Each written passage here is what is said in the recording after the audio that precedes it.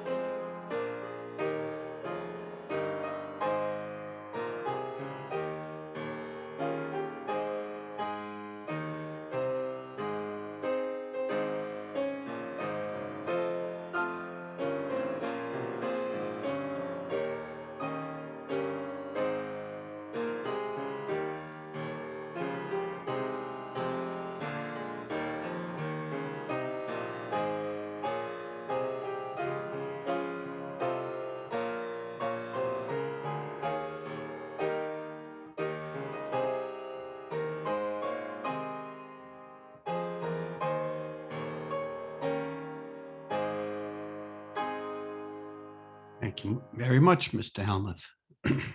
Rousing rendition for us. Okay, so I'm going to call the meeting to order. I have a couple remarks. We made an amazing progress Monday night. We finished one article. We have 32 left. If we keep this pace up, we're going to be here well into June, July. The only problem with that is we must finish all of our articles by June 16th, because that means after town meeting finishes and we disband the meeting, there's a 10-day waiting period before we can send off our votes to the state for approval. And if we're going to get everything done before the beginning of the next fiscal year, July 1st, and we want all our town employees to get paid, and we want to get all our school teachers to get paid, and we want to get all the projects we're working on, like the high school and the public works, to get paid and get done, and all our bonds to get paid, we have to be finished by June 16th. That being said, I know there was some chatter today on the Arlington list and back and forth where people are asking, and I'm asking as well, let's not stifle debate, but let's limit our debate. If it's been said once, we don't have to say it again. You could simply say, if you feel the need, I agree with the previous speaker. I don't agree with the previous speaker. I'm voting against this. We don't need a resuscitation every time of the same set of facts and circumstances and worries and thoughts and concerns about an article. If we've heard it once, we've heard it a couple times.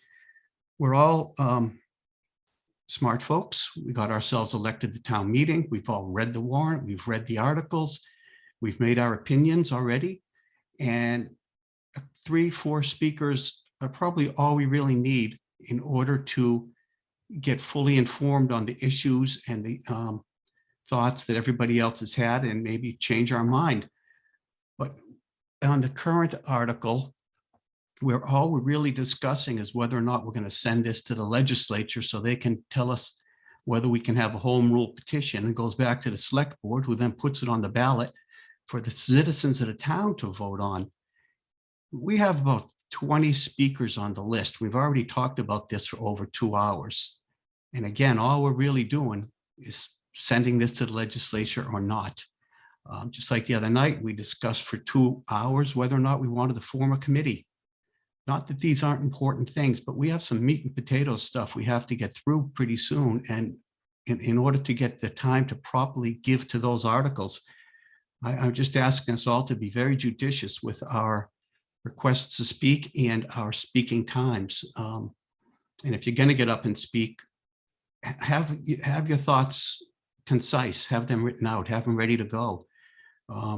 We don't need stream of consciousness speeches on Zoom, like I'm kind of giving right here. So I'm going to end that right now.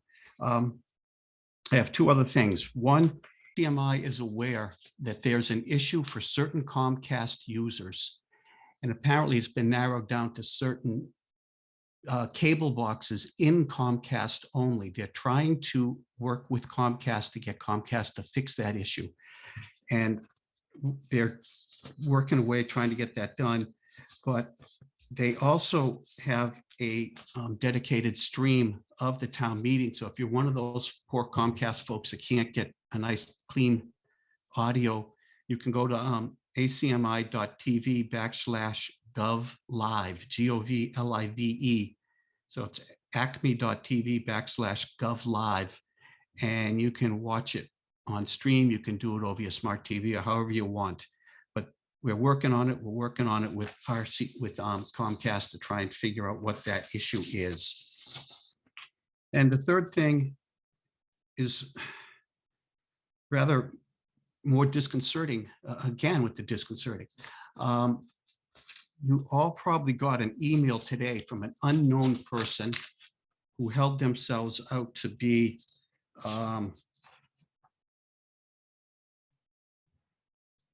something like affordable housing Arlington at Gmail. It was basically an unsigned email with a hidden email address and signature that basically said you should vote against ranked choice voting because the proponent, Mr. Dennis, voted against another article. That's not how we do things at town meeting. I would request that you all just throw that email out, and if anything doesn't have someone's name and signature on it or their precinct, don't read it. Just like in the hall, if something's unsigned, we urge you to throw it out without reading it.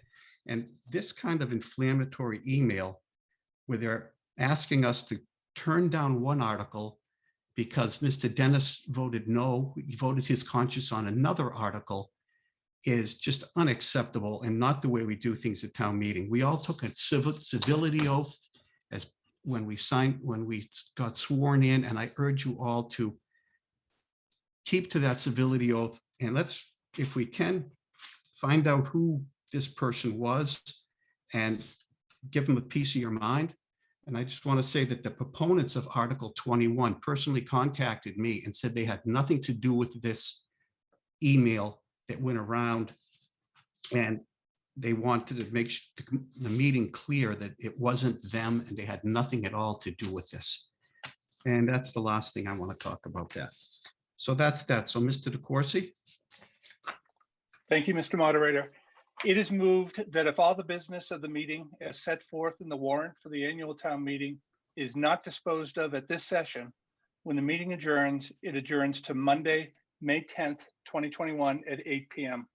Second. Anybody opposed, please use the raise hand feature in Zoom.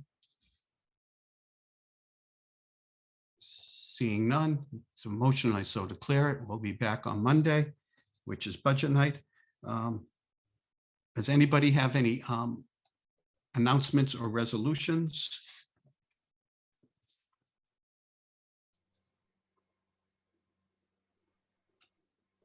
Again, use the raise hand feature if you do. Seeing none. We do have a report, Mr. Foskett, so you want to take Article 3 off the table? Yes, Mr. Moderator, Charles Foskett, Precinct 8. I move that Article 3 be removed from the table. Second. If you're opposed to that article, if you're opposed to removing Article 3 from the table, please use the raise hand feature in Zoom. Whoops, just like that. Seeing none, Article 3 is on the off the table. I call Mr. Joe Barr, Master Plan Implementation Committee. Mr. Barr. Thank you, Mr. Moderator, and thank you, town meeting members, for the opportunity to speak briefly. I recognize how busy you all are and how much you have to get through, so I'll try to keep this as brief as possible. But on behalf of my co-chair, Charlie Kalaskis, excuse me, and all of the members of the Master Plan Implementation Committee, as well as the town staff from various departments who are also part of the committee, just want to give a quick update on some of the activities which are documented in greater detail in the report that you have in front of you. I guess just a few things to highlight. One in particular is that the subcommittees of the Master Plan Implementation Committee worked to update over the last couple of years the industrial district zoning and have come up with a proposal, which is in Article 35 of annual town meeting, which includes those proposed zoning amendments developed by the zoning bylaw working group and staff from the Department of Planning and Community Development. So that's an important one to be aware of. In addition, also over the last couple of years, the Design Review Working Group has been working to craft a set of residential design guidelines for the town, which were released late last year, and I think have been extremely well received, particularly in terms of providing an opportunity to better manage the development of new and larger, in many cases, homes that are being constructed around the town, and provide some better guidelines for those. And although they are guidelines, they also can be used as part of the process of evaluating applications and requests for special permits. So they will have an impact as time goes by on the character of housing that's built in the town. Another really important accomplishment, which is very close to being completed, is the Sustainable Transportation Plan, which I hope that many town meeting members participated in the public outreach for that, which is known as the name of the plan is Connect Arlington, and is anticipated to be released in the very near future, and will sort of take the place of the initial recommendations that were in the master plan, with a much more specific set of recommendations around safety, mobility, and sustainability and transportation. So members should look for that being released, like I said, in the very near future. We're also in the process of updating the housing production plan, which was created subsequent to the original master plan development and expires late this year. And so that will help to define how going forward the town will create additional housing and affordable housing and achieve the strategies and goals that were laid out in the master plan. We also are in the midst of an update to the open space and recreation plan, which again is sort of has been around in the past, but needs an update because it expires next year. And so this will extend it through pretty much the end of this decade, 2029, using CPA funding. And this is being done in partnership with a lot of other groups around town. And we've also hired a consultant, or the town has hired a consultant to complete that work. And then lastly, I just wanted to mention that, town staff did a number of supportive activities related to pandemic response on the transportation side. That included the shared streets program that was implemented in East Arlington, close to the Minuteman Bikeway, that used a MassDOT Shared Streets and Spaces grant to support that work, as well as a number of activities related to economic development and helping support town businesses through the pandemic, and then helping them as we work towards recovering from the pandemic in the future. So again, lots more information in our report to town meeting, but those are just a couple of things that I wanted to highlight on behalf of the entire committee and the staff that worked on it. So thank you very much for the opportunity to present. Okay, thank you. That was Mr. Joseph Barr, co-chair of the Master Plan Implementation Committee. Joe, I didn't do a good job introducing you, so. That's Joe okay. Barr. I didn't do a good job of introducing myself either. So Next year we'll get it right. all right. Thank you, moderator. Thank you. Thank you, Mr. Barr. Any other reports? If you do have one, use the raise hand. If not, we'll put 3 back on the table. Mr. Moderator, Yes, sir. I move that Article 3 be removed from the table. I'm sorry, be laid upon the table. Be laid upon the table. Second. All in favor of laying Article 3 upon the table, please don't do anything. If you oppose, raise your hand in Zoom. Seeing none, Article 3 is laid upon the table. That brings us back to Article 24. Ranked choice voting is now before the meeting.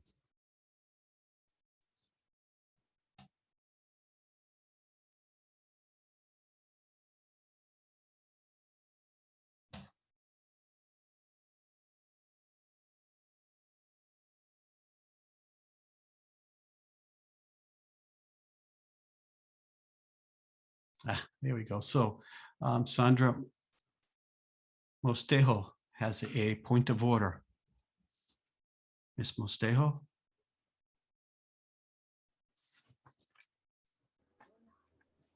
Thank you, Mr. Moderator. I did that at the end of last town meeting and was not able to put my hand down tonight.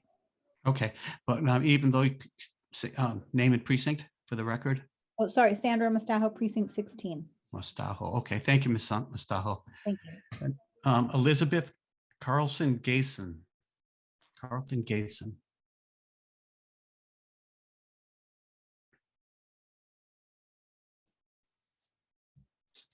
Thank you, Mr. Moderator. Elizabeth Carlson Geeson from Precinct 7 and all matters before it. Motion to terminate debate on the article and all matters before it. Very good. We have a second.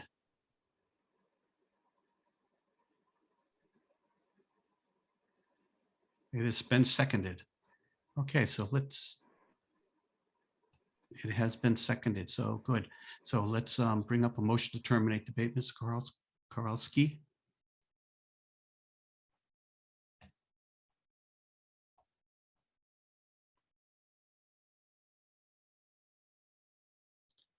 So town meeting members navigate back to the portal in groups of 7 precincts, 1 through 7 first.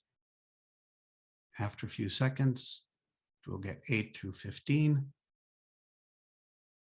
And then we'll go with the rest of them. If you're getting a database error, just give it a second and go ahead and refresh. So if you want to terminate debate, please press 1 for yes. Cast your vote. If you do not want to terminate debate, please use 2 no and cast your vote. If you can't use the portal, go ahead and, oh shoot.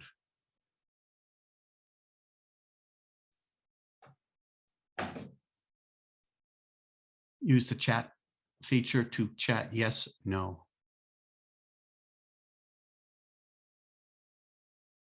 And if that doesn't work, you can text your vote to 617-575-9266.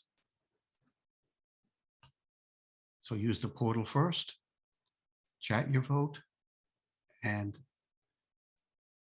all else fails, text at 617-575-9266.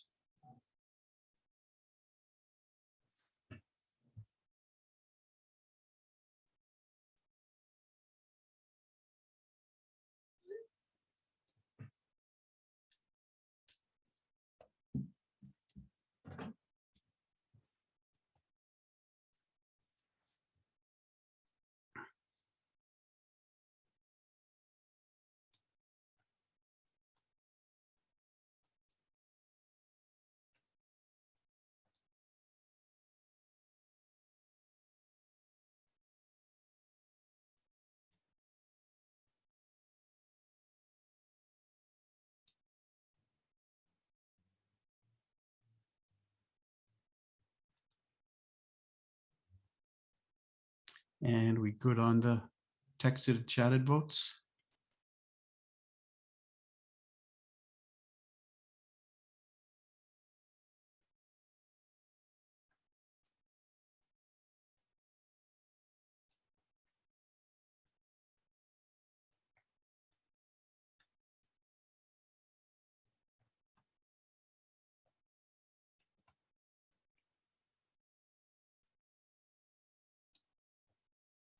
If we're good on the texted and chatted votes, let's close voting. Laura's giving the thumbs up.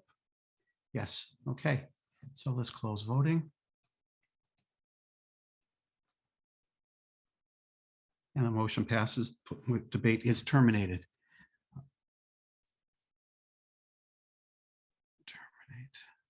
199 in the affirmative and 36 in the negative. So debate is terminated. And we have, once we go through the screens, we have 2 amendments. First, we're going to vote on Miss Beth Ann Friedman's amendment, which would add a new section G to the effect that the town clerk shall publish election results that show the tabulations by rounds. So once we go through the screens as required,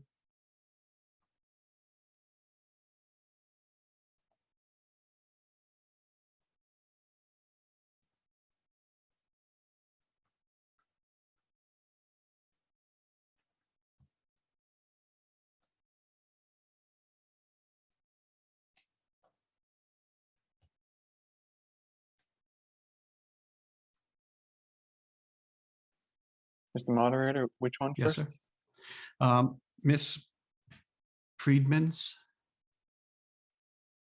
Yep, that one. So we're going to open voting on Miss Friedman's amendment. If you want Miss Friedman's amendment, you can go back to the portal. Vote 1 for yes for Miss Friedman's amendment, which would add the requirement that the town clerk publishes the results that show tabulation by rounds. If you would like that, you'll vote 1 for yes. If you do not want her amendment, you'll vote no. 2 for no. Cast your vote. Use the chat if you can't use the portal, or text it 617-575-9266. If all else fails, you still can call Ms. Brazil, 781-316-3071, but I think we don't have many people calling anymore.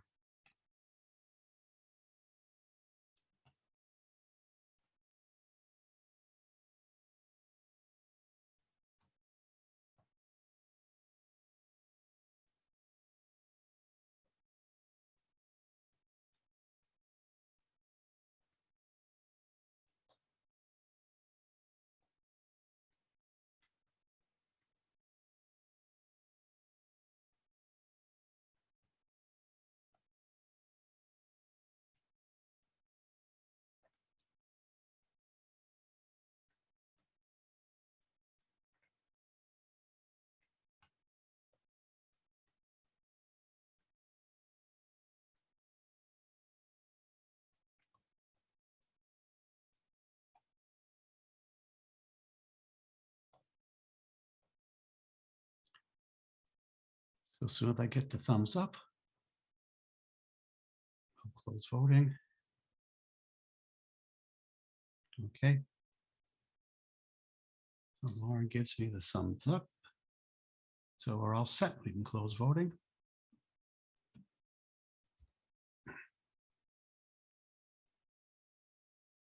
Ms. Friedman's amendment passes. 204 in the positive, 29 in the negative. That's a vote, and I so declare it. When we're done with this, we'll do Mr. Schlickman's amendment.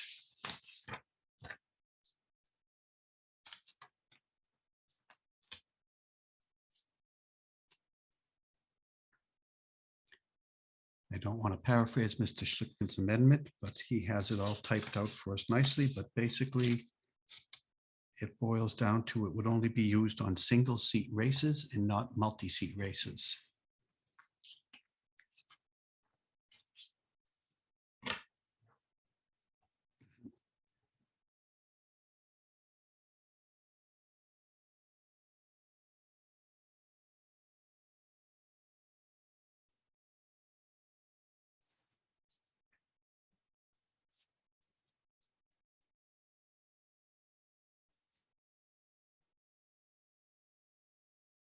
Okay, so voting is now going to open for Mr. Schlickman's amendment. If you want Mr. Schlickman's amendment to use ranked choice voting only on single seat races as opposed to multi-seat, you'll vote 1 for yes. If you do not want to limit it, so limit it, you'll vote 2 for no.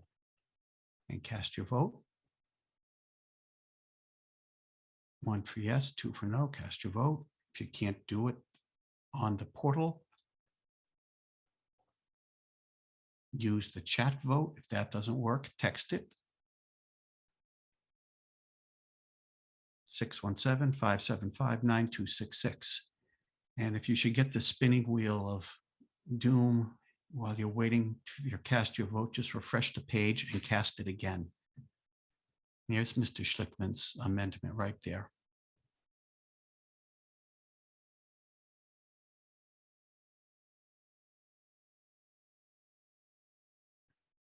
So we have 39 seconds left to go ahead.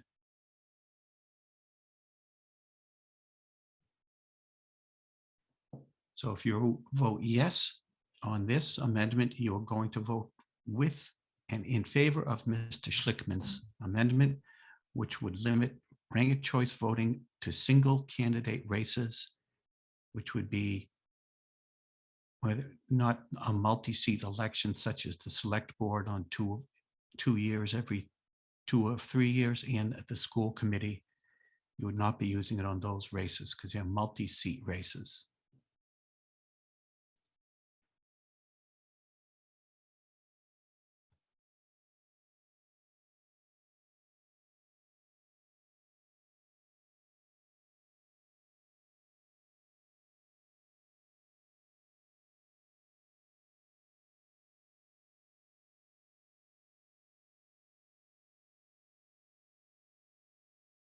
As soon as we get the thumbs up, we can close voting.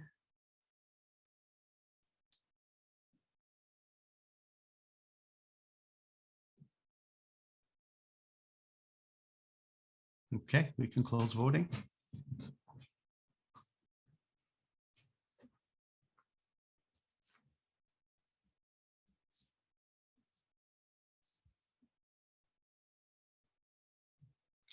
Mr. Schlickman's motion fails.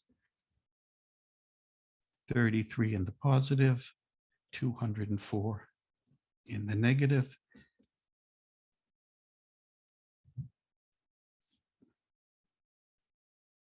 That's a vote, and I so declare it on his amendment.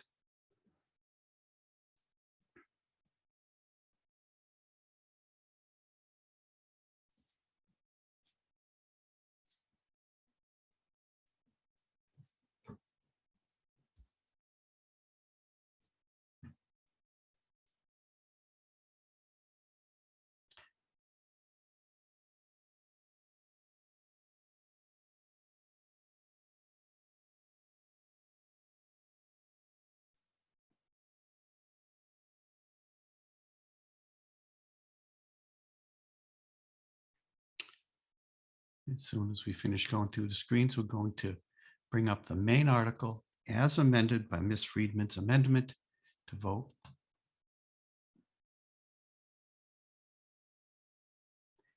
Okay, so now we're going to bring up the main article as amended.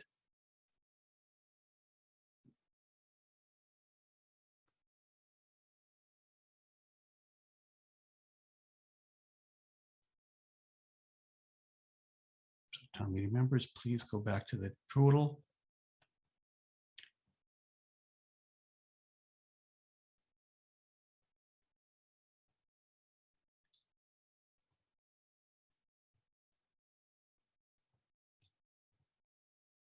If you want to send a home rule request to the legislature for ranked choice voting, press 1 for yes. If you're not in favor of doing so, cast your vote no. If you can't use the portal, use the chat feature. If that doesn't work, text it 617-575-9266. If that doesn't work, call Ms. Brazil 781-316-3071. So yes, if you want to send ranked choice voting for home rule legislation to the legislature, if you're not in favor of it, vote no. Cast your vote.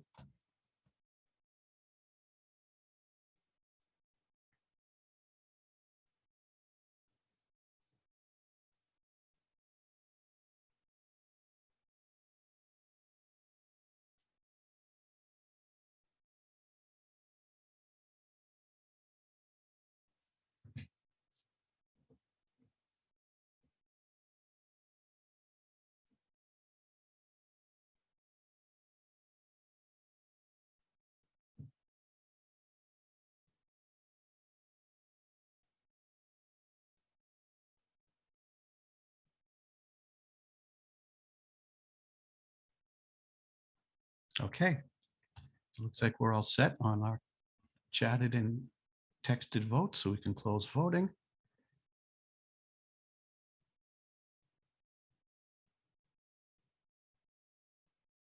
And the motion carries 202 in the affirmative and 38 in the negative.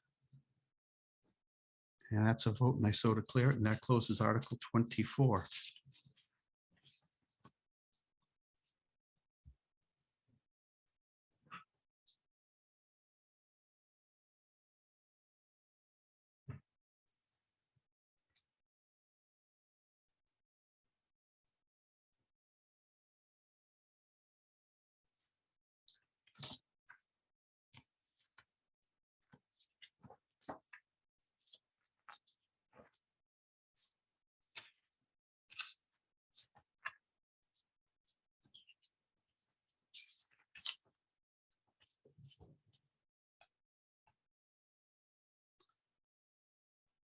And we're just running through the screens.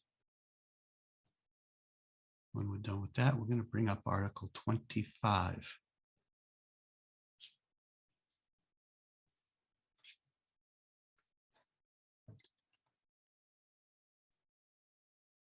Home rule legislation.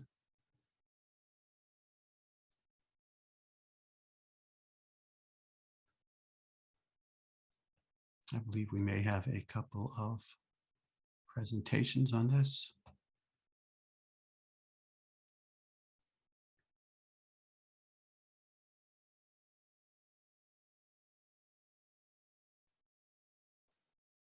We do have two videos, Mr. Moderator. I think the first one is by the proponent, by B. Badlow. Is that the proponent?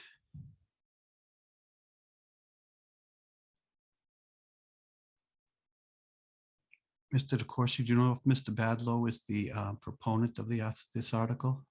Yeah, thank you, Mr. Moderator. Yeah, this came from the Housing Plan Implementation Committee. I was going to introduce Mr. Bradlow's video. I just want to speak for about 20 seconds on our recommended vote. Sure, you have the floor. Okay, thank you very much.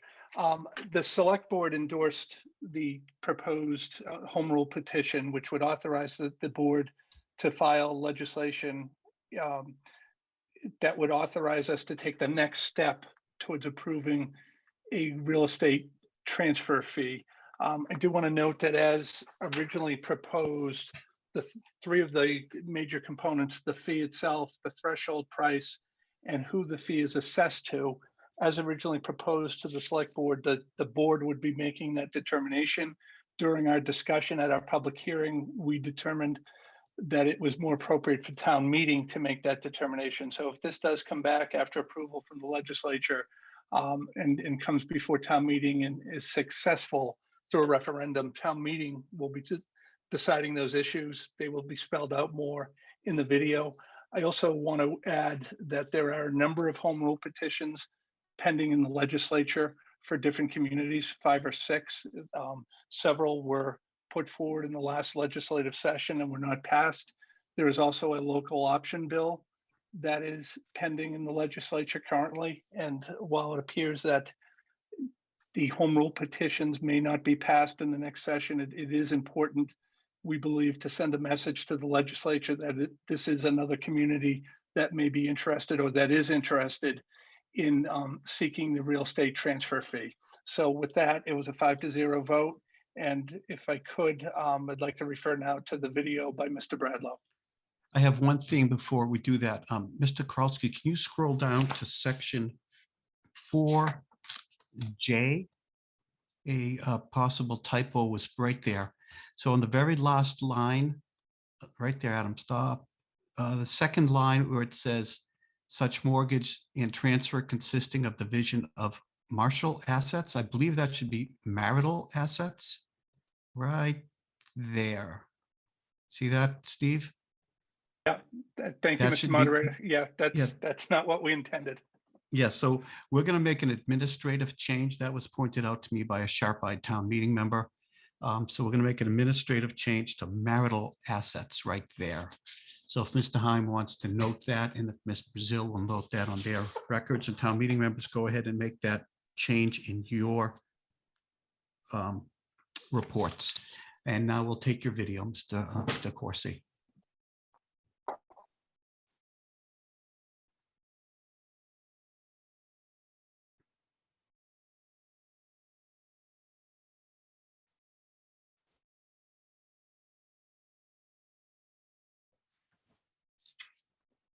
Hi, I'm Ben Bradlow, a member of the Housing Plan Implementation Committee. I'll provide an overview of Article 25, which requests approval of a home rule petition to establish a real estate transfer fee. The Housing Plan Implementation Committee has worked on this article since late 2019, when members learned that a number of other communities had identified real estate transfer fees as a sustainable source of funding to preserve and develop affordable housing. This article was intended to be considered at the 2020 annual town meeting, but then was deferred when the coronavirus pandemic broke out. This article is paired with an article to adopt an affordable housing trust fund, which was adopted by the November 2020 special town meeting. A real estate transfer fee is a fee assessed on the transfer of title of real property. This one-time fee is assessed at the time of transfer and is deposited into the Arlington Affordable Housing Trust Fund. And the purpose is to be used for acquiring, creating, preserving, rehabilitating, restoring, and supporting affordable housing. Article 25 simply authorizes the town of Arlington to submit what's called a home rule petition to the Massachusetts State Legislature in coordination with our local delegation. A home rule petition is required as there is no local option for municipalities in Massachusetts to assess this type of fee. So a home rule petition has two steps. First, it's submitted to the legislature for consideration. And then second, if it's approved by the legislature, it's returned to Arlington to develop a bylaw, which will require a subsequent approval by town meeting and a vote via ballot question. The Housing Plan Implementation Committee believes that a real estate transfer fee is the best option to fund the Arlington Affordable Housing Trust Fund for the following reasons. First, it's a continuous and sustainable source of revenue. Second, there's a precedent across the country and locally for transfer fees. The local example is the Nantucket Land Bank, where the fee assessed goes toward preserving open space. Third, there's a groundswell in Massachusetts as many communities see the benefit of a real estate transfer fee and have submitted similar home rule petitions, or they are planning to do so. And then finally, fourth, in addition to the local efforts, there's a statewide advocacy effort directed at approving a local option at the statewide level that will enable municipalities to make their own choices around establishing real estate transfer fees. So this home rule petition seeks flexibility in three categories. Those categories include setting the fee amount, identifying which party is responsible for the fee, and identifying exemptions to the fee. So should the legislature approve the home rule petition, the petition's written to provide the town flexibility when subsequently developing the local bylaw. And this would, of course, be done through a public process. The amount of revenue that will be generated by the fee depends on the fee percentage and the total value of sales each year. So as I mentioned previously, all revenue realized would be deposited in the Arlington Affordable Housing Trust Fund, which town meeting authorized in November. The trust fund's board of trustees is required to develop an action plan that would identify the priorities that are relevant to the trust fund's mission and goals. And this plan would identify the general funding amounts that are needed to realize those priorities. The trust fund is required to submit an annual report on its activities each fiscal year. The fee is collected at the time of transfer and requires some additional paperwork of the buyer and seller to document that the fee has been paid. If the town doesn't receive the payment, the town may utilize existing methods for collecting and liening, which it currently utilizes. Other requirements, waivers, exemptions, and regulations can be adopted by the town. And the town is required to prepare an annual report regarding revenue collected from this fee, its uses, and its impact. In summary, this companion article to the previous adoption of the Arlington Affordable Housing Trust Fund would create a sustainable, continuous, and dedicated revenue source for affordable housing in Arlington. Real estate transfer fees have been found to be effective, efficient, and equitable as a tool for raising revenue. Should town meeting authorize the submittal of this home rule petition, it is but a first step in a lengthy process to adopt the fee, which would include significant subsequent public process. Thank you. It's Mr. Benjamin Bradlow, 14 Windsor Street in Arlington. Benjamin Bradlow. Okay, next up, I'm going to call Mr. William Hayner.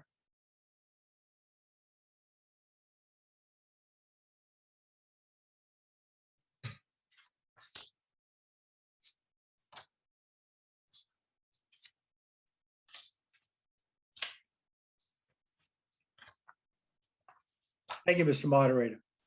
Bill Hayner, Precinct 2. Mr. Moderator, please allow the opposing video on Article 25, transfer tax sponsored by me, to be viewed. Thank you. Thank you, Mr. Hayner. Mr. Kowalski. Can we play Mr. Hayner's video?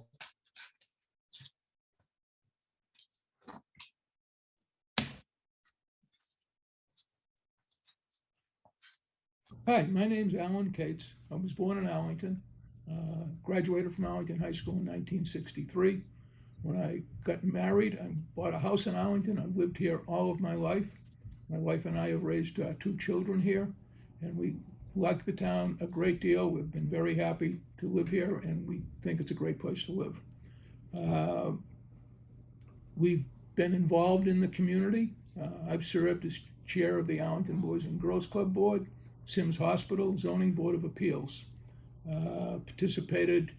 supported local charities, and we have supported building campaigns to preserve the community, starting with rebuilding the Unitarian Church, which had a terrible fire in 1975. We've contributed to capital campaigns to the Boys and Girls Club, to the hospital, to the Robbins Library, and to our synagogue. We are believers in progressive policies. We have voted against, starting in 1980, when we voted against Prop 2.5, which we thought was a terrible idea. We support affordable housing. We think it helps maintain the diversity that's established in the town. We just don't think this is a good way to fund affordable housing. Affordable housing, if we value it, we need to fund it with a more regular supply, not from sales of houses. We're 70 years old. We lived in the same house for almost 50 years. If we believe in affordable housing, we could have contributed, and if the town decides that real estate taxes are the way to do it, they should impose a larger real estate tax. They should not wait for someone who's selling their house to fund this. We need more money for affordable housing. So in conclusion, I would say that I would hope that you would vote against this article, and that you would consider ways to more adequately fund affordable housing in the community that we all find so desirable. We should not limit it to receipt of revenue on sporadic sales of real estate, but rather fund it on an ongoing basis in adequate amounts. And I would urge you to do that. Anything further, Mr. Hayner? No, thank you. No, thank you. Mr. Hayner. Very good, thank you. Gordon Jameson.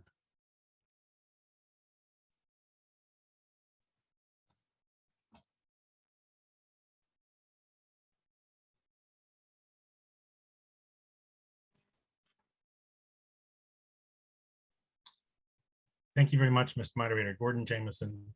Thank you very much, Mr. Moderator. Gordon Jameson, Precinct 12. As Mr. DeCourcy summarized, there are numerous toggles in this home rule petition. whether the buyer or the seller pays or they both pay. There's a scale on the bottom of the comment and in the text of the article. That's a 40-fold range of what the percentage might be. But I was somewhat surprised while reading the article to find out that the lower exemption level was a fixed number. And so my amendment seeks to redress that problem and provide the flexibility that if then approved by the by King George et al. Down in the State House, we can have a greater variety of options before us. So I move my amendment, Mr. Moderator. Can we get a second on his amendment, and can we show it? Your amendment's been seconded. Thank you, Mr. Moderator. It's really very simple, as you'll see. Yes.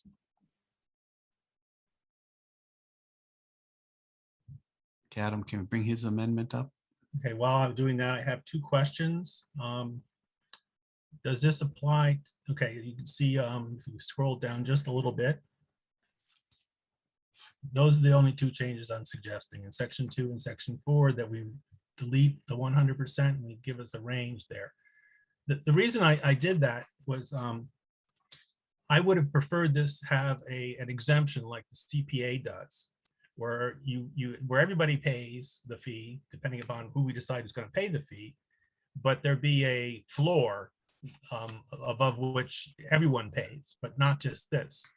The way it's set now is, let's say that by the time this sucker's passed, the average house price, sale price is 500,000.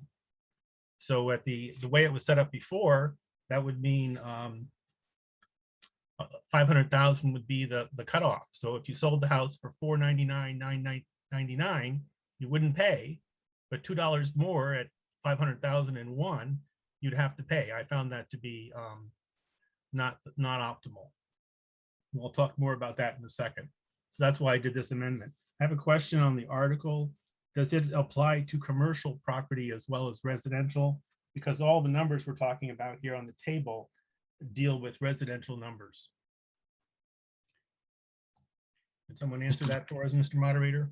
Yes, I was about to ask Mr. DeCoursey if he knows an answer to that question, or if he could. Yeah, thank you, Mr. Moderator. My understanding is it would apply to all transfers, whether they're residential or commercial. All property. That's correct. Thank you, Mr. DeCoursey. I have another question on section 4B. Yes, sir. Sadly, I'm unmarried with no children. My heirs, should I pass away, hoping not to do that for another 37 years, so 30 some odd years, so I can get to 100. But if I pass away and my sisters and/or my niece and nephew are my potential heirs, would the initial transfer of the property fall under the parameters set in Part B? Or would they not be considered my lineal descendants or lineal ancestor of the purchaser? Perhaps Mr. Heim? Yeah. Thank you, Mr. Moderator. Doug Heim, Town Council. No, the short version of this is that there's no sort of, I'm still meaning to be flippant, there's no death tax. So you don't pay because it's been passed on to somebody in a testamentary or an intestate situation. Your heirs, whoever they are, identified in a will or identified through the laws of intestacy, would not have to pay the real estate transfer fee. Okay. And then, thank you, Mr. Hunt. So I would suggest that we pass this, but in parallel, we also pursue a CPA mediated function where we would, and the bonus, the real reason for doing the CPA is we have an established process, and we would get 20% bonus on the money we put in. And I think it was Mr. Cage who said, come up with a mechanism that's taxation versus this, kicking people when they arrive or kicking them when they leave, or both. I did a little homework on this, and if we double the CPA And then by not statute, but by sort of by resolution, we always take half of that money and we put it into the trust fund. That would be about $2.5 million, which just happens to be the average of all those numbers at the bottom of page, whatever it is, 36. I thought that was quite interesting. And 20% of that money would come from the state, not from taxpayers. The advantage also of the CPA process is we could use that money to bond.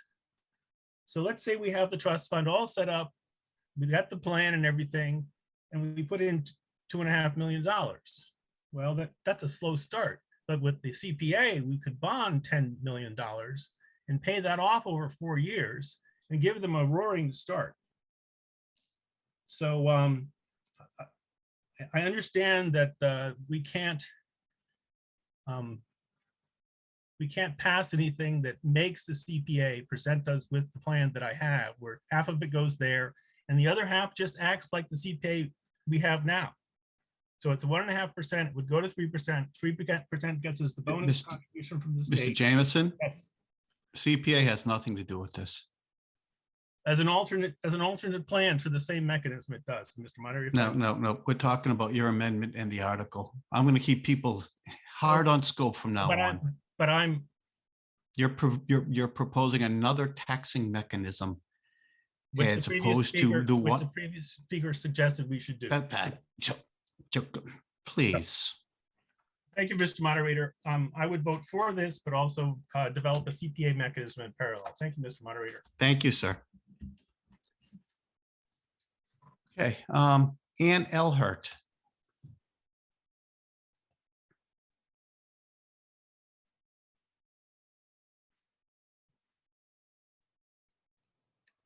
Ann Ehlert, Precinct 21. Ehlert.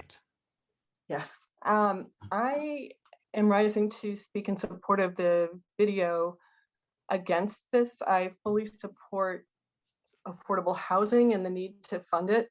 I have a lot of concerns on the equity of this particular transfer tax.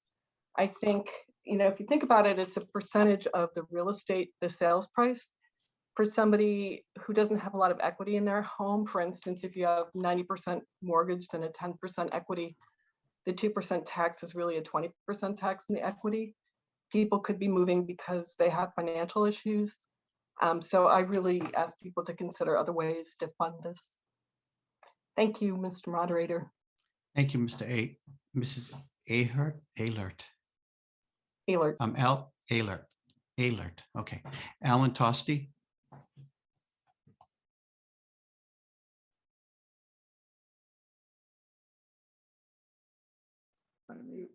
Al Tosti, Precinct 17, pass.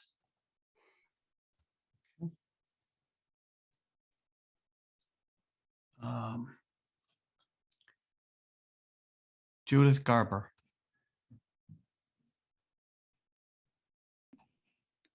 Hello, Judith Garber, Precinct 4. I'm in support of this article, but I have a question about it. As the home rule bylaw, as it's written now, could town meeting or could the housing implementation committee propose a real estate tax that is more progressive, as in rather than just once you hit 450,000, you pay a tax on all of it, but something like between 400,000 of the sale price and 600,000, you pay the lower rate, and then above that, you pay a higher rate, or something like that, like how tax brackets work. Is that something that could be proposed for town meeting coming up next year if this bylaw is passed? Well, we're talking about a home rule legislation, then it would have to go through several steps before it gets to a bylaw. But Mr. Heim, could we have a graduated tax on a sliding scale based on sale price?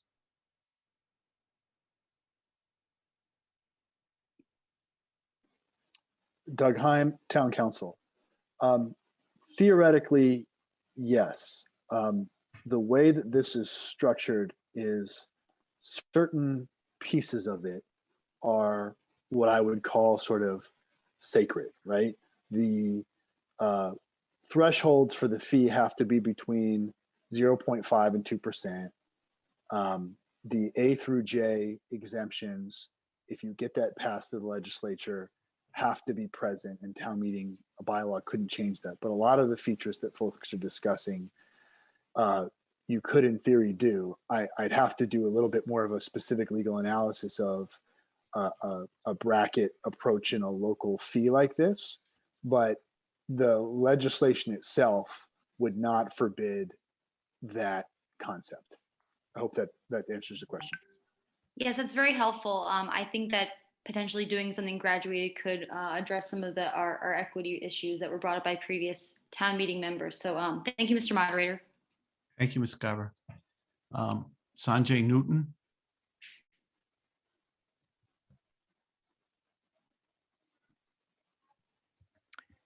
Good evening, Mr. Moderator. Sanjay Newton, Precinct 10. I wanted to introduce Arlington resident and Executive Director of the the Housing Corporation of Arlington, Pam Hallett. Very good. Ms. Hallett's a town resident? Yes, she is. Okay. I believe Ms. Hallett's somewhere in the gallery. We're bringing Ms. Hallett up, Mr. Newton.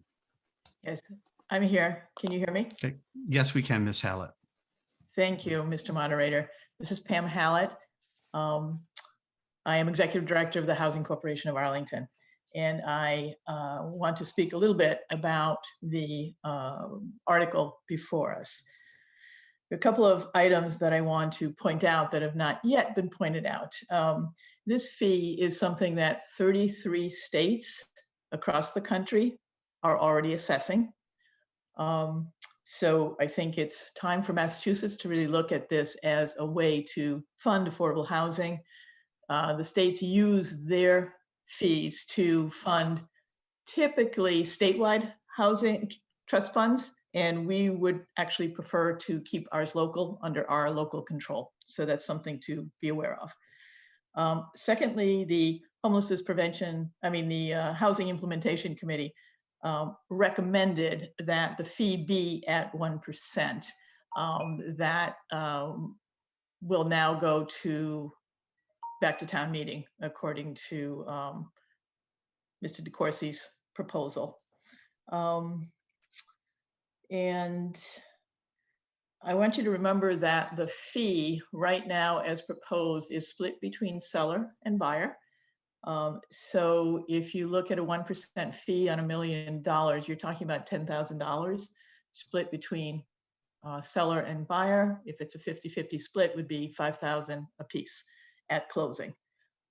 We don't see this as significantly impactful on people.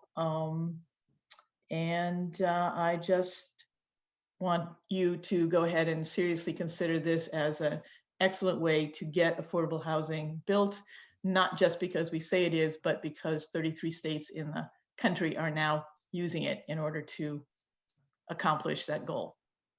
Thank you very much. Thank you, Ms. Hallett. Anything further, Mr. Newton? I just wanted to speak in support briefly and say, this really is, to my mind, a values decision for me, right? This is putting our money where our mouth is about whether we really believe in affordable housing. And I'm excited to vote for this. And I hope that the state legislature will support us in doing it. So thank you, Mr. Moderator. Thank you. John Deist.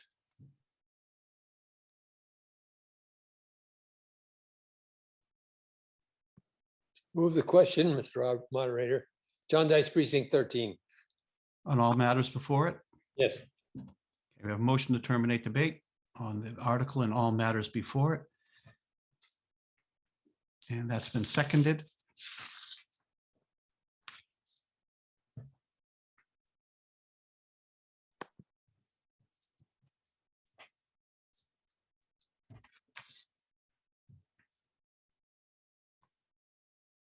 So town meeting members, navigate back to the portal. Elaine Crowder has a point of order.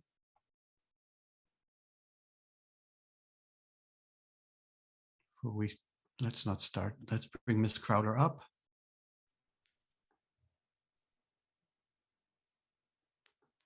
Hello? Hello, Ms. Crowder. What's your point of order? Elaine Crowder, Precinct 19. I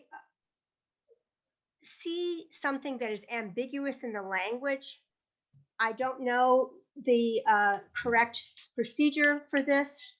I don't have, I'm not discussing, I'm not arguing, but Yeah, I, where do you spot an ambiguity? We'll ask Mr. Heim about that ambiguity. it's in section 2. The cutting out a few words, it reads, the fee shall apply to any transfer exceeding a set price threshold, but not less than 100% of the statewide median sale price.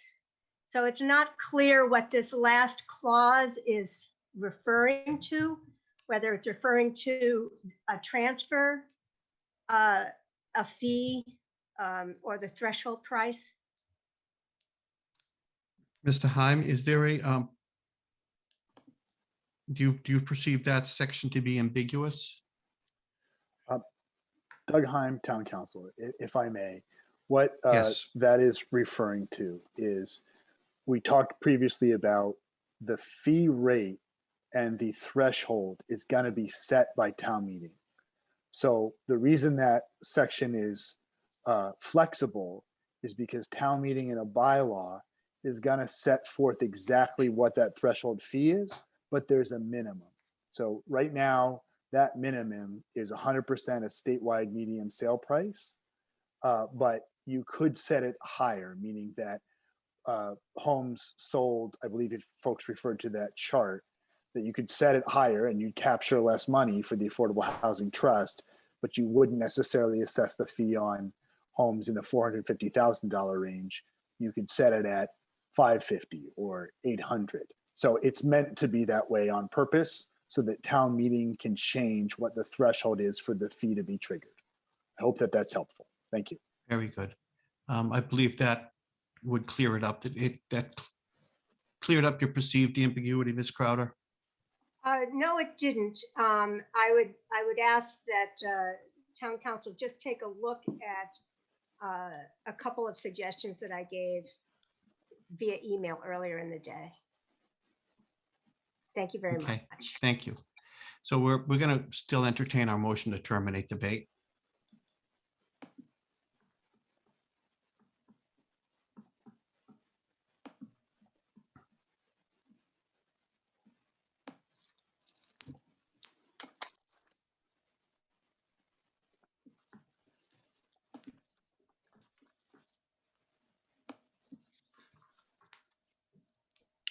Okay, so we're opened up voting. So town meeting members, please navigate back to the portal.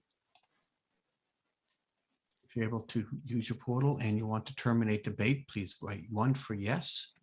If you don't want to terminate debate, we want to keep talking about it, hit 2 for no. Otherwise, chat your vote to the chat feature in Zoom, I'm sorry, or text it 617-575-9266. So 1 to terminate debate, yes, 2 no to continue discussion.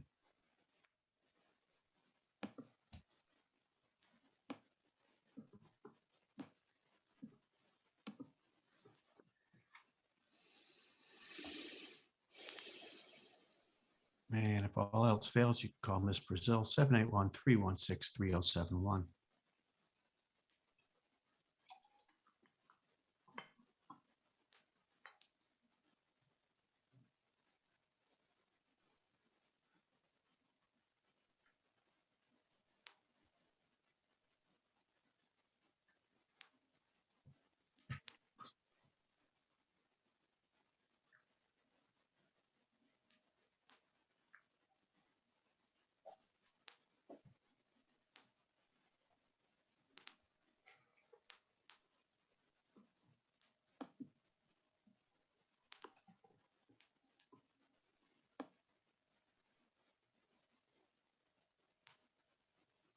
And looks like time is up. We only have a couple people who might be texting or calling in votes. As soon as I get the thumbs up, we're good to go. Okay, we're good to go. We can close voting.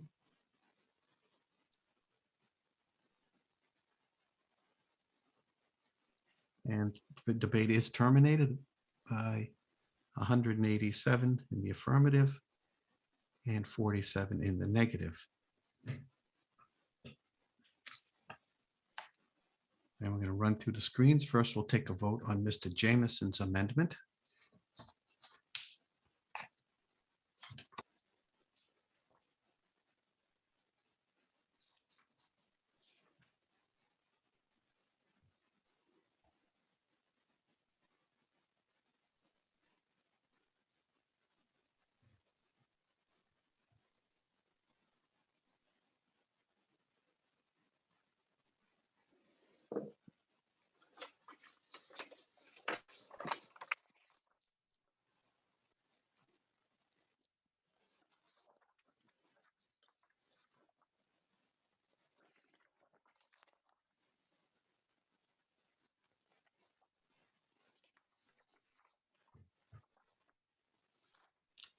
Okay, first we're going to vote on Mr. Jamison's amendment. Mr. Jamison wants to expand some thresholds.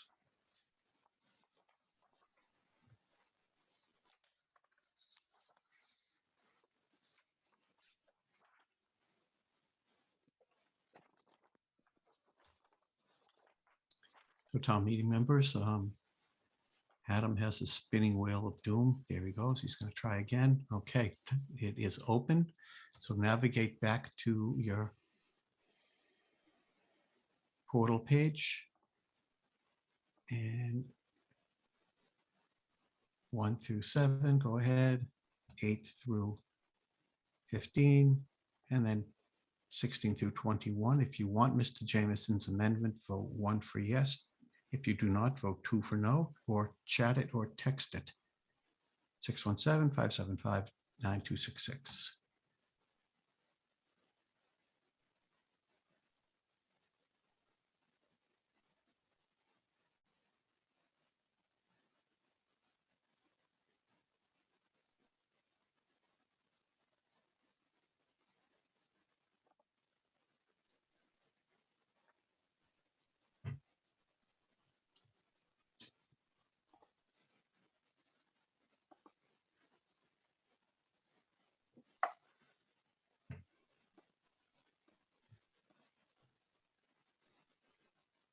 So, town meeting members, please take this opportunity to go ahead and vote, chat it in, text it, 617-575-9266.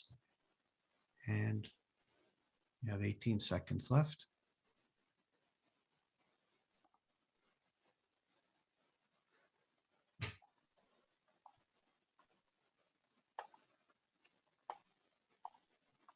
Obviously, the quickest way is to use the portal, but if that's unavailable, try the other way.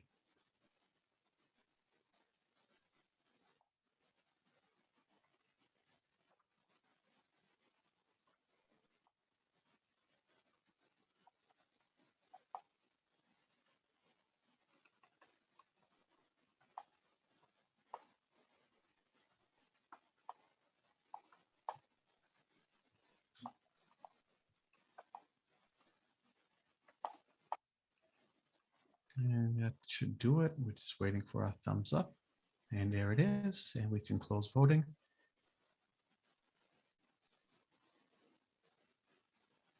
And Mr. Jamison's motion passes. 113 in the affirmative, 108 in the negative.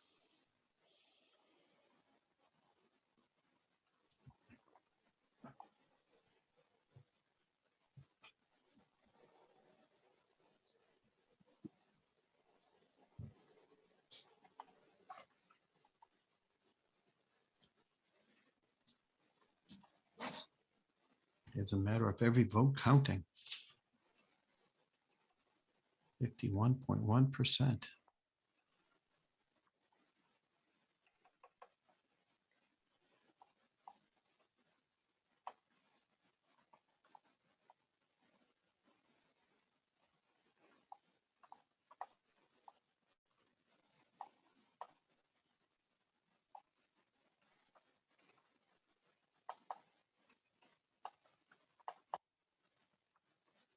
soon as we go through all the screens, we're going to go to the main motion. Article 25, as amended by Mr. Jameson, for home rule legislation, real estate transfer tax.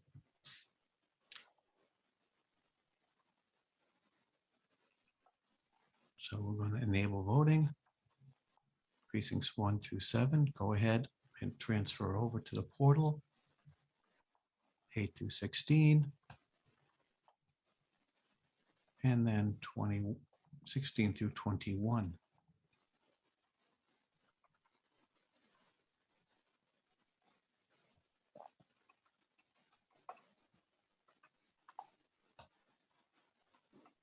If you're in favor of the transfer tax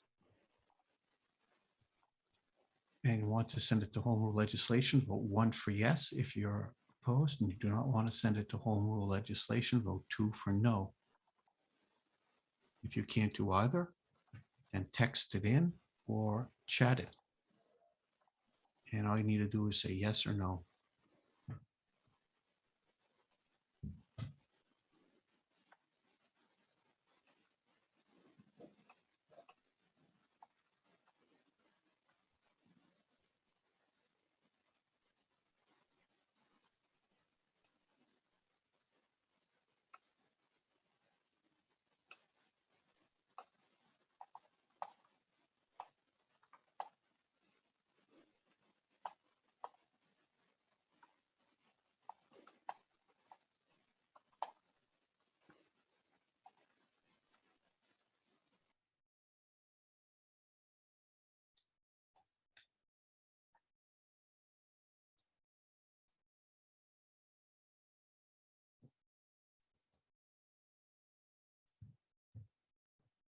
And we have 4 seconds left. So town meeting members, please take this opportunity to take your final second to vote.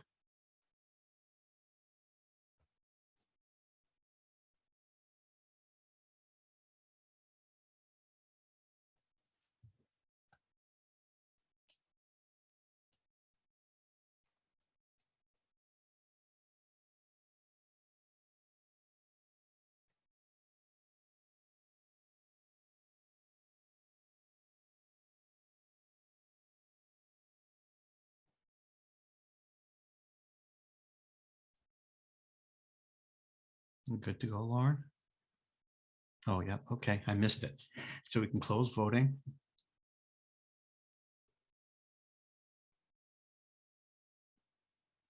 And the motion passes. The article passes.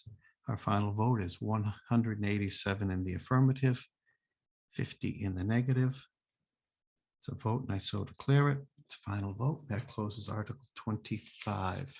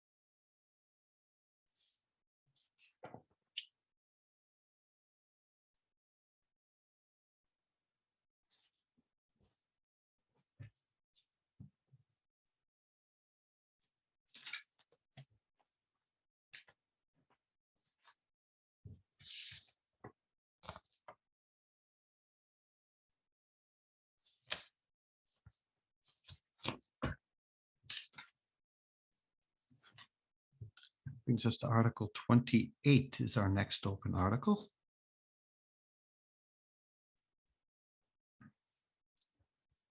Zoning bylaw amendment, affordable housing requirements.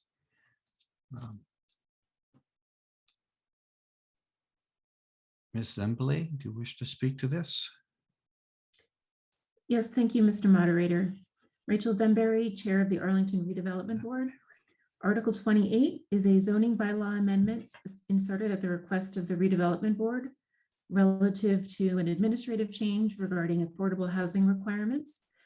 The redevelopment board voted to recommend action 5-0.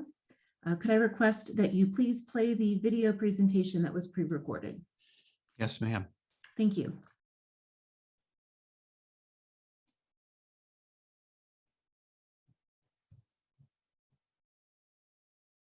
Hello, I'm Rachel Zemberry, Chair of the Arlington Redevelopment Board, also known as the ARB, and I will be taking you through warrant Article 28, a zoning bylaw amendment for affordable housing requirements for the 2021 annual town meeting. Section 30 of Chapter 219 of the Acts of 2016 broadened Chapter 40A, Section 9 by extending the term of a special permit from 2 years to 3 years. When this law was passed, the goal was to provide more flexibility in construction schedules to adapt to changing economic, labor, and market conditions without having to seek an extension from the special permit granting authority. The zoning bylaw, Section 3.3.5.b, references the correct 3-year term in accordance with this law. It was updated as part of the zoning bylaw recodification completed in 2018. Section 8.2, however, continues to reference the 2-year term of special permits and should be updated to be consistent with Chapter 40A, Section 9. The ARB believes that this administrative amendment is necessary for consistency with the state's zoning act from Massachusetts General Law, Chapter 40A. The ARB voted 5-0 at our April 5th meeting to recommend favorable action on Article 28. Thank you.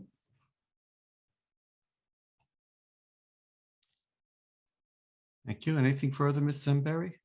No, thank you, Mr. Moderator. Thank you. Okay. Anyone else wish to speak to this article?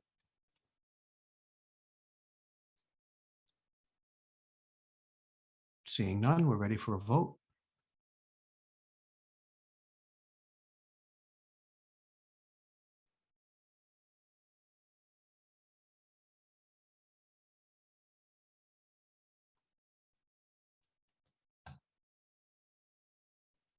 For town meeting members, if you're in favor of the article as proposed by the ARB in their printed report, vote 1 for yes, or you should navigate back over 1 through 7, 8 through 16, 16 through 21. If you're in favor of it, recommended vote 1 for yes. If you are opposed, vote 2 for no. Chat your vote, yes or no, or text at 617-575-9266.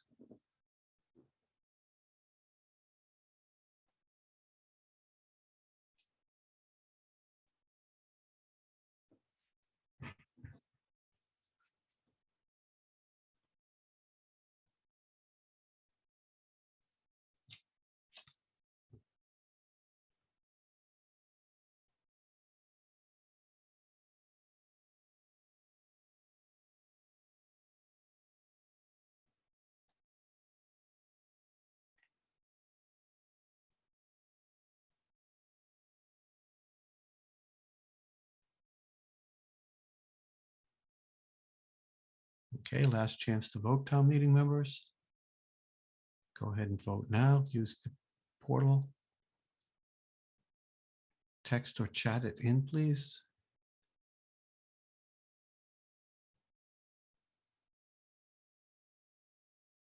And we're going to just wait for the thumbs up from Ms. Costa.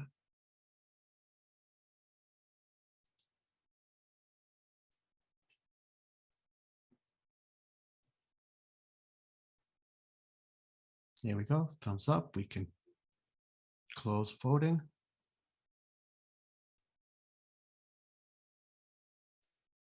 Mr. Moderator, I just received 1 text vote.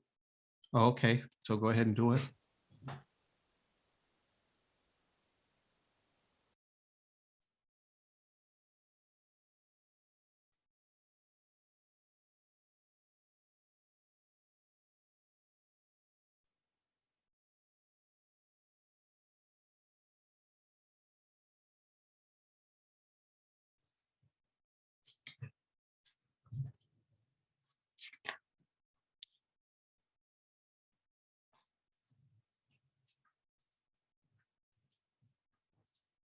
This is an ARB article, so it does require a 2/3 vote.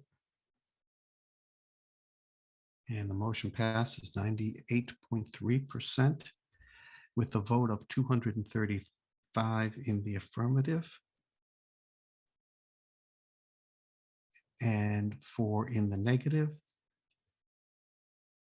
98.3%. That's a vote, and I so declare it. That closes Article 28. Our next article up, as soon as we run through all our screens, is Article 29. Somebody asked if 28 wasn't if it was removed from the consent agenda. It wasn't actually on the consent agenda. It was removed before the meeting actually started because they wanted to give us the rundown of what the law was actually doing, as they did by their video.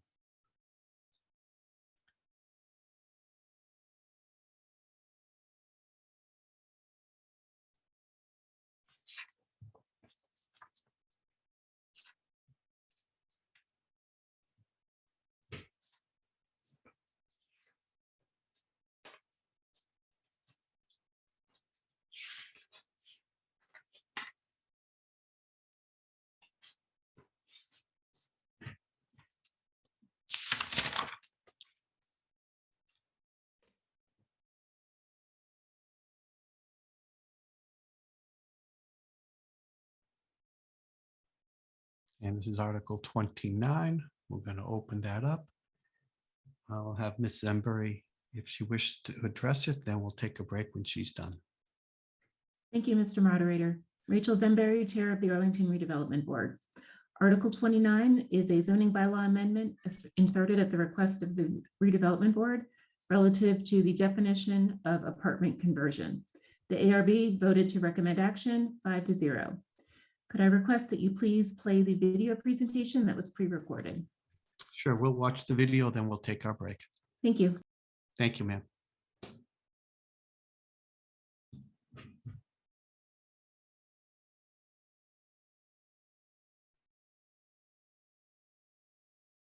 Hello, I'm Rachel Zembury, Chair of the Arlington Redevelopment Board, also known as the ARB, and I will be taking you through Warrant Article 29, a zoning bylaw amendment related to apartment conversion for the 2021 annual town meeting.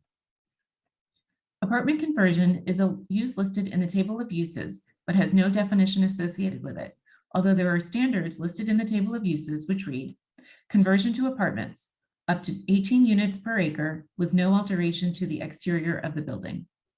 Apartment conversion is allowed with a special permit in the R4 and R5 districts and the B1 district. The table of dimensional and density regulations also provides specific regulations. Apartment conversions are referenced in the description of the R4 townhouse district. Section 5.4.1 B1 notes that the predominant uses in the R4 district are 1 and 2 family dwellings in large older houses. Conversions of these old homes to apartments or offices are allowed to encourage their preservation. The description of the B1 neighborhood office district also references the predominant uses as 1 and 2 family dwellings. The ARB believes that the defining apartment conversion brings clarity to the term that is used in various locations in the zoning bylaw. It does not alter the substance of the bylaw. The ARB voted 5-0 at our April 5th meeting to recommend favorable action on Article 29. Thank you. Thank you, Ms. Zembury. Anything further? No, thank you. Thank you. Okay, town meeting members, we're going to take our 10-minute break. We'll come back with Ms. Friedman. Will have the floor.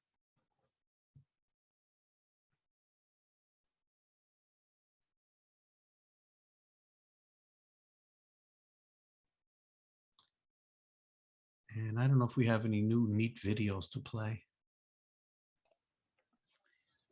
I don't think we have anything new. I was going to go back to the jazz and band and orchestra video. Yeah, that's good. Okay. That's nice. Thank you. Yep. All right, we'll see you all in 10 minutes.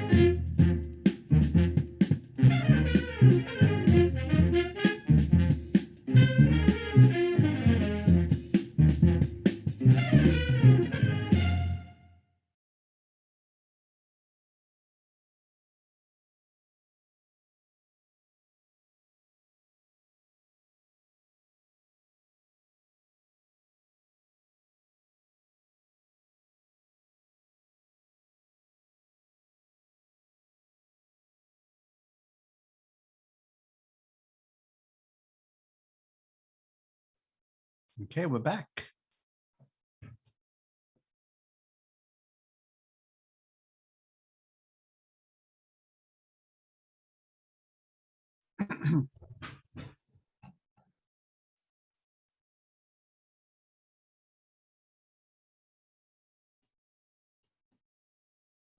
So the first speaker is going to be Beth Ann Friedman.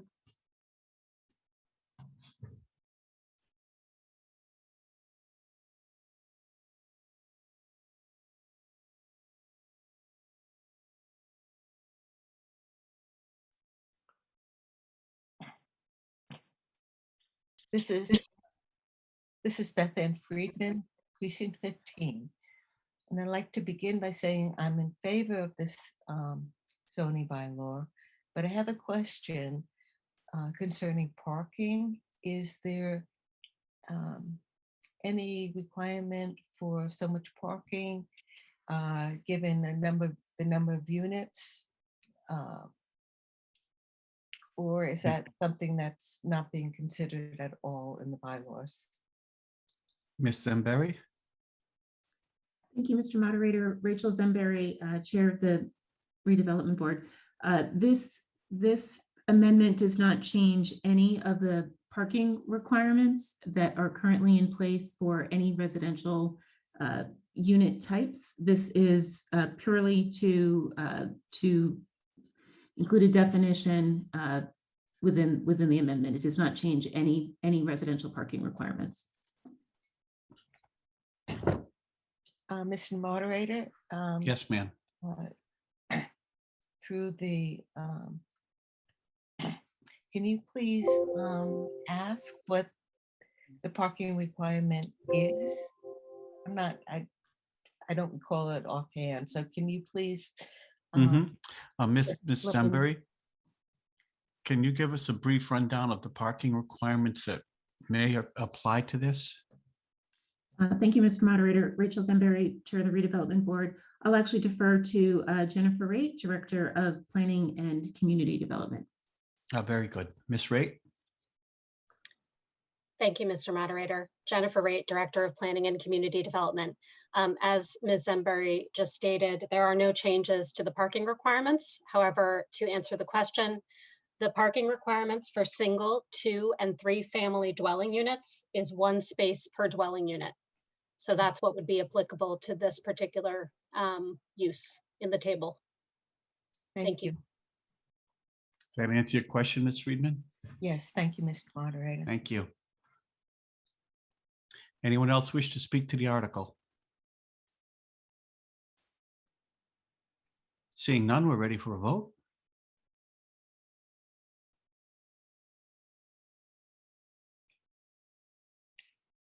So we have before us a recommended vote of the ARB as printed in their report. If you're in favor of the article, please navigate back to your portal page. If you're in favor of the recommended vote, please press 1 for yes. Cast your vote. If you're not in favor of it, please press 2 for no. Cast your vote. And if neither of those work, then you can go to the chat and chat your vote in, 1 yes or 2 no. Well, if that fails, try texting 617-575-9266.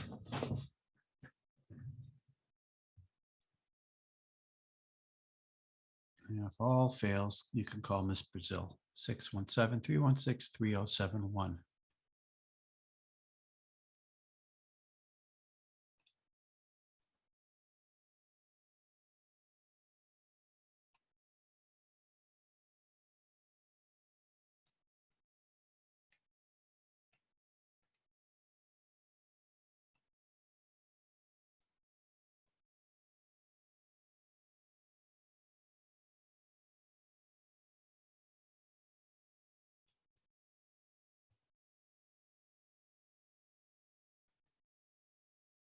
And we have about 10 seconds left. So if you haven't voted yet, please do so now. Text or chat your votes in.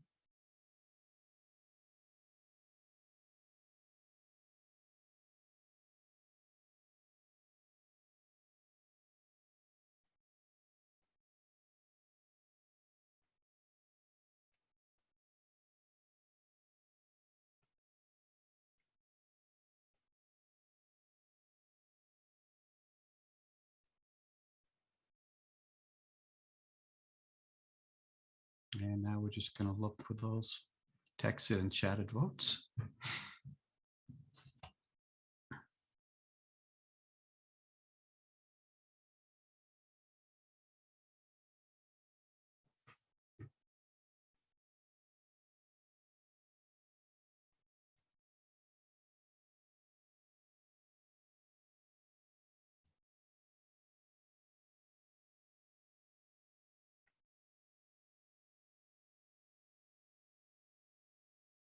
Okay, we're ready to go. We can close voting.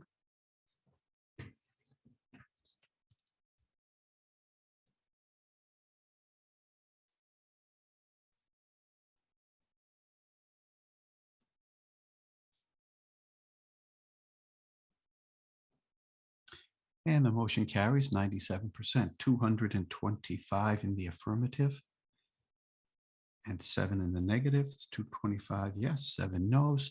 It's a vote and I so declare it, and that closes Article 29. We'll run through our few screens and then we comes up with Article 30.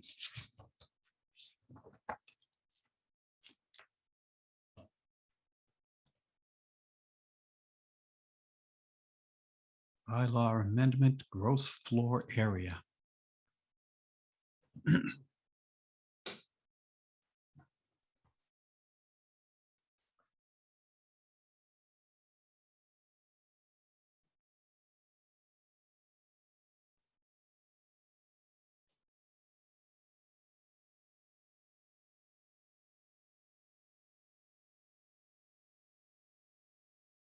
Okay, we now have before us Article 30. We have the recommended vote of the board. Arlington Redevelopment Board is printed in their report. Ms. Zemberry, Thank you, Mr. Moderator. Rachel Zemberry, Chair of the ARB.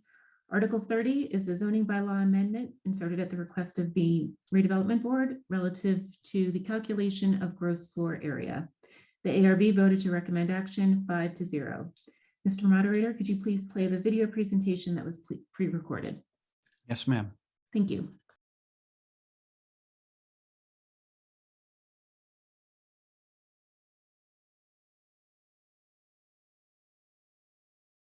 Hello, I'm Rachel Zemberry, Chair of the Arlington Redevelopment Board, also known as the ARB, and I will be taking you through Warrant Article 30, the zoning bylaw amendment related to gross floor area for the 2021 annual town meeting. The ARB believes that the amendments to the definitions of landscaped open space and usable open space will bring clarity to how users of the zoning bylaw need to calculate landscaped open space and usable open space. The amendments to section 5.3.22, gross floor area, provides additional clarification regarding the standards by which these two requirements are calculated. These amendments provide clarity to the zoning bylaw. They do not alter the substance of the bylaw. The ARB voted 5-0 at our April 5th meeting to recommend favorable action in support of Article 30. Thank you. Anything further, Ms. Zemberry? No, thank you. Okay, Mr. Kevin Koch.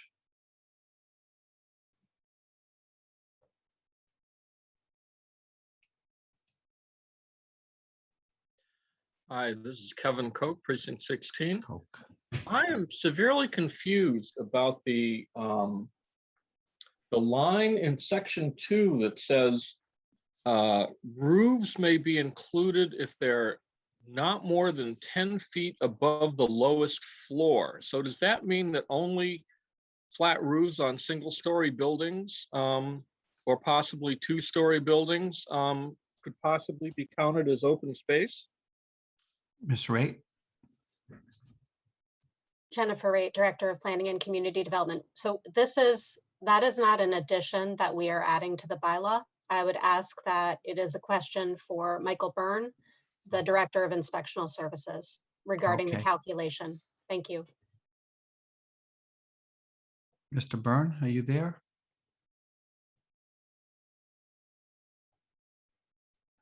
Yeah, good evening. Michael Byrne, Director of Inspector Service. I'm sorry, could you repeat the question? I was looking something else up. Go ahead, Mr. Koch. Okay, so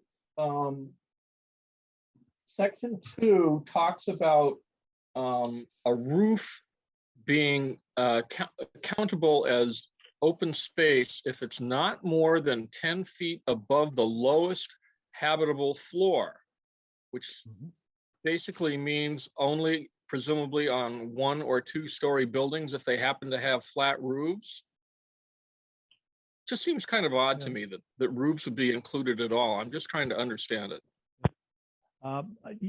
Yeah, again, Michael Byrne, Director of Special Services.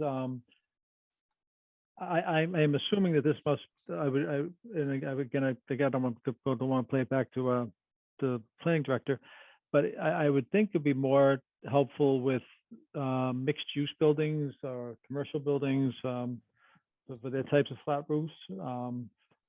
We don't see very many flat roofs in residential because the 2.5 stories is the maximum. They'd have to stop at 2 if they were going to do a flat roof. So that's I don't know if that answers your question, but I think that's the best I can do for you. No, that's okay, but it just seems very odd to me. That's all. Thank you. Thank you. So as I'm looking at this, Ms.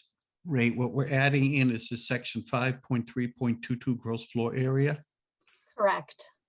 Jennifer Ray, Director of Planning and Community Development. We are not amending the language in the bylaw that I think was being highlighted on the screen, which was the question, is already in the zoning bylaw.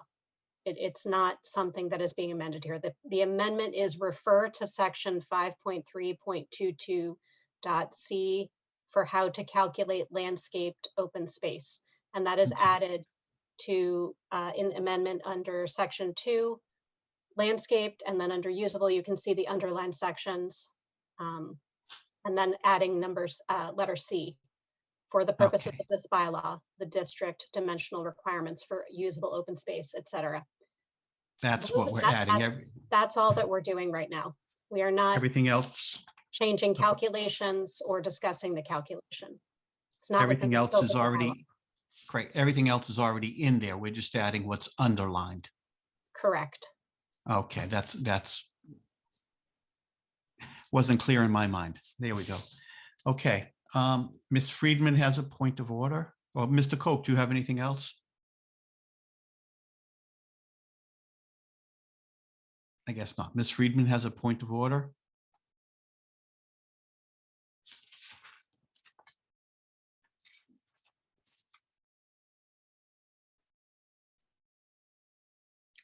Am I unmuted? Yes, you are, ma'am. Thank you. What's your point of order? This is Beth Ann Friedman, precinct 15. I hope this falls on a point of order, but there appears to be a clerical error on section 5.3.22.a on parentheses number 2.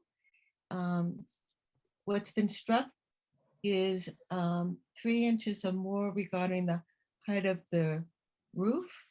So that means that anyone who has 7 feet 1 inch is excluded from counting the attic areas. So I think what was intended was for that section to read attic areas with headroom measured from subfloor to the bottom of the roof structure of 7 feet or more, except as excluded below. So I think they inadvertently struck or more. Am I being clear, Mr. Moderator? Or more. I see. I see. Well, we actually, that's not a section that we're amending right now. This, I believe, is directly from the cut and pasted right from the bylaw. Is that right, Ms. Raitt? Jennifer Raitt, Director of Planning and Community Development. Yes, that is correct. Okay, so we're not changing that section 5.3.22. Not in this amendment. 2, not in this amendment. Okay, Thank you. thank you. Ms. Lori Leahy.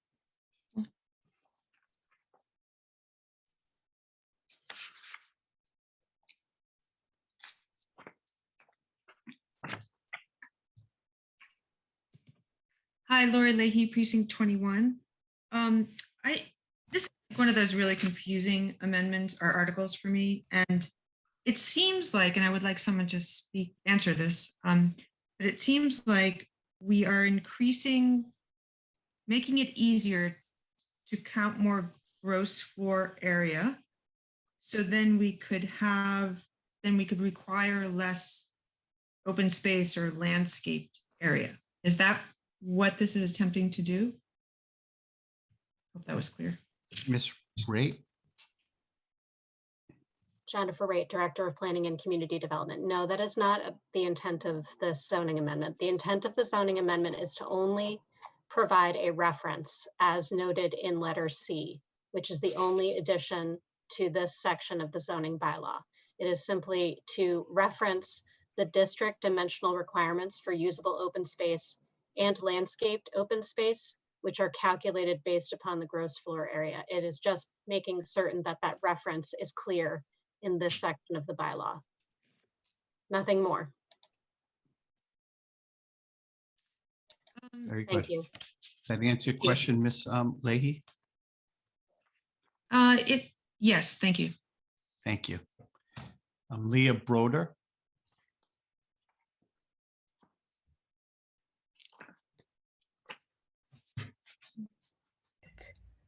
Hi, can you hear me? Yes, ma'am. This is Leah Broder, Precinct 1. Thank you for the opportunity to speak. I too was confused. I understand now that the limited scope of the article, but I'd like to use this opportunity to raise what I think lots of people are becoming aware of, which is a very unclear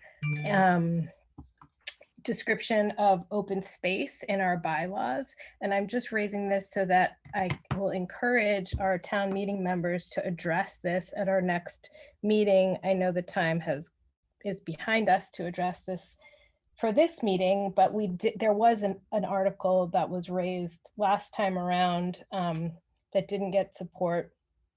I think Ms. Broder. Yes. Scope. So I'll just say that I think it's important that we start to think about performance standards when we're defining open space, usable open space. So that's all, Okay. Mr. Moderator. Very good. Thank you. Kirstie Allison Ampe?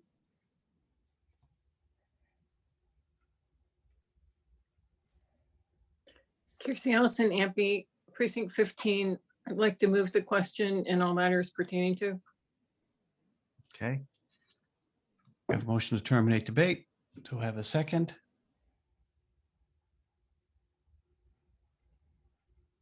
Okay, it is seconded.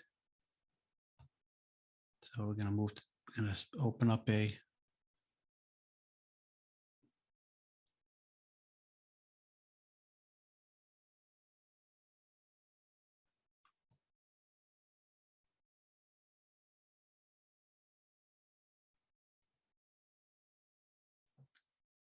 okay, so we're opening voting.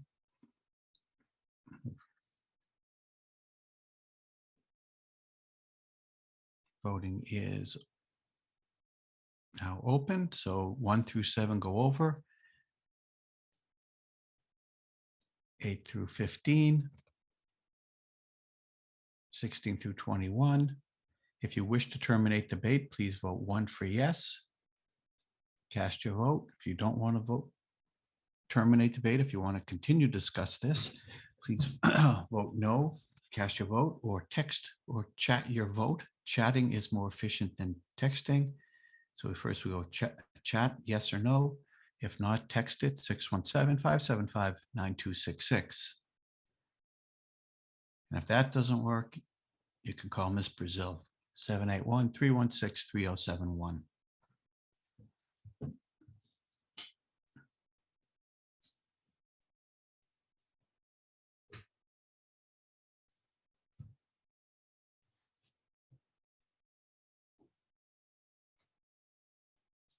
So motion to terminate debate is what we're voting on right now. 1 yes to terminate debate, 2 to continue debating.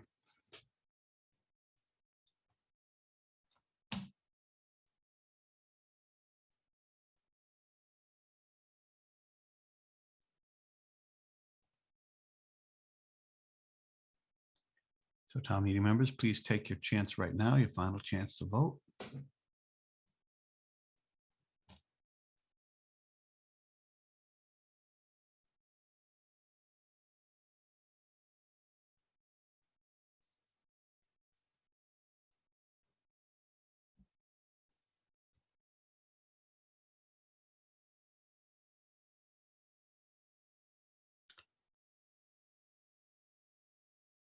I may have missed the thumbs up. I think so. Nope. Yes, we're all good. So we can close voting on the motion to terminate debate.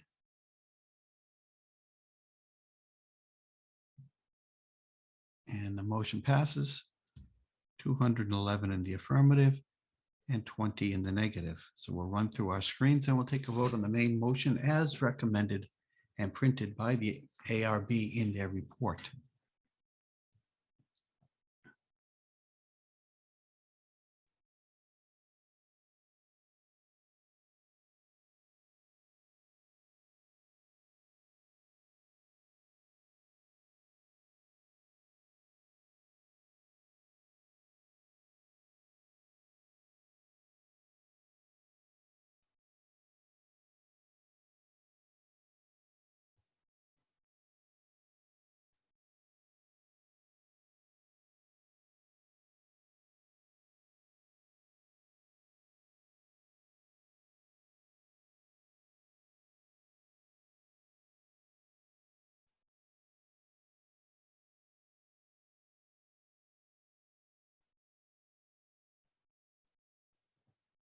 Okay. Now we have before us a recommended vote on Article 30. So we're enabling voting. So town meeting members, please go back to the portal.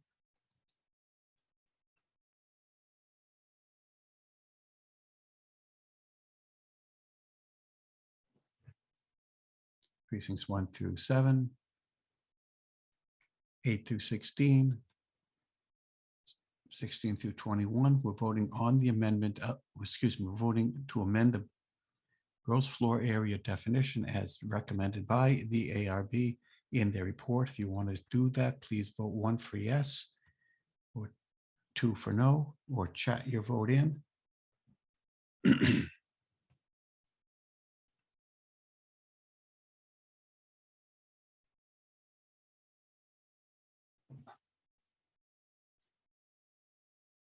Or text it.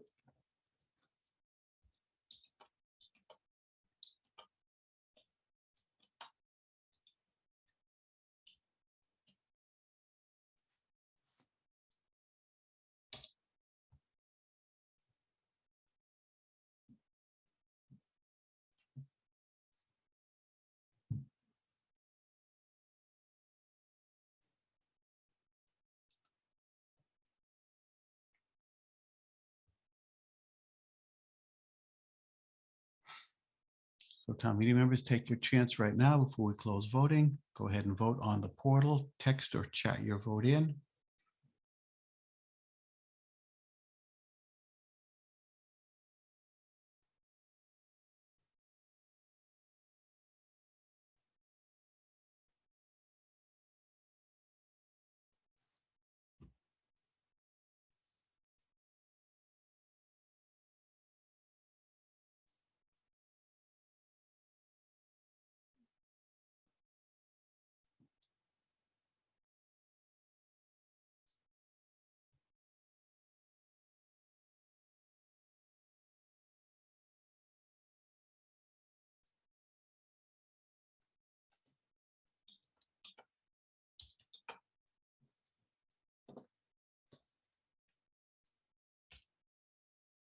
Did I miss the thumbs up, Lauren? Yep, I did. Okay. So let's close voting.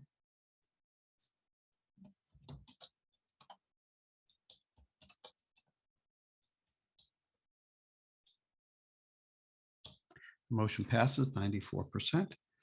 So Article 3, Article 30, 222 in the affirmative, 14 in the negative. It's a vote and I so declare it.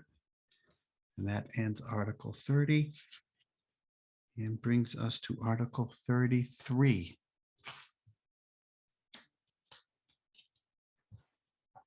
I'll run through our several screens.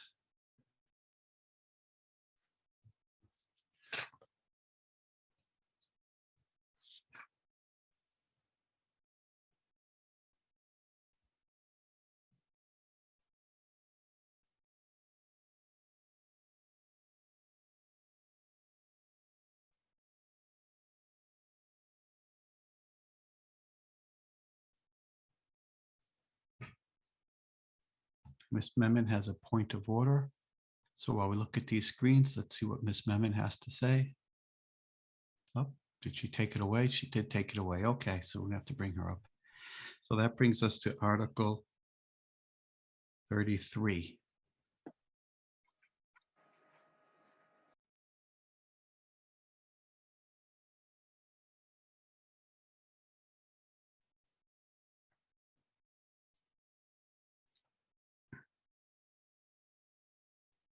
Zoning bylaw administrative amendments. Ms. Zemberry?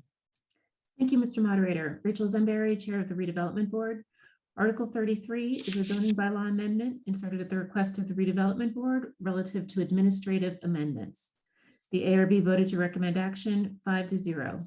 Could you please play the video presentation that was recorded? Yes, ma'am. Thank you. Take Ms. Memon's point of order after the presentation.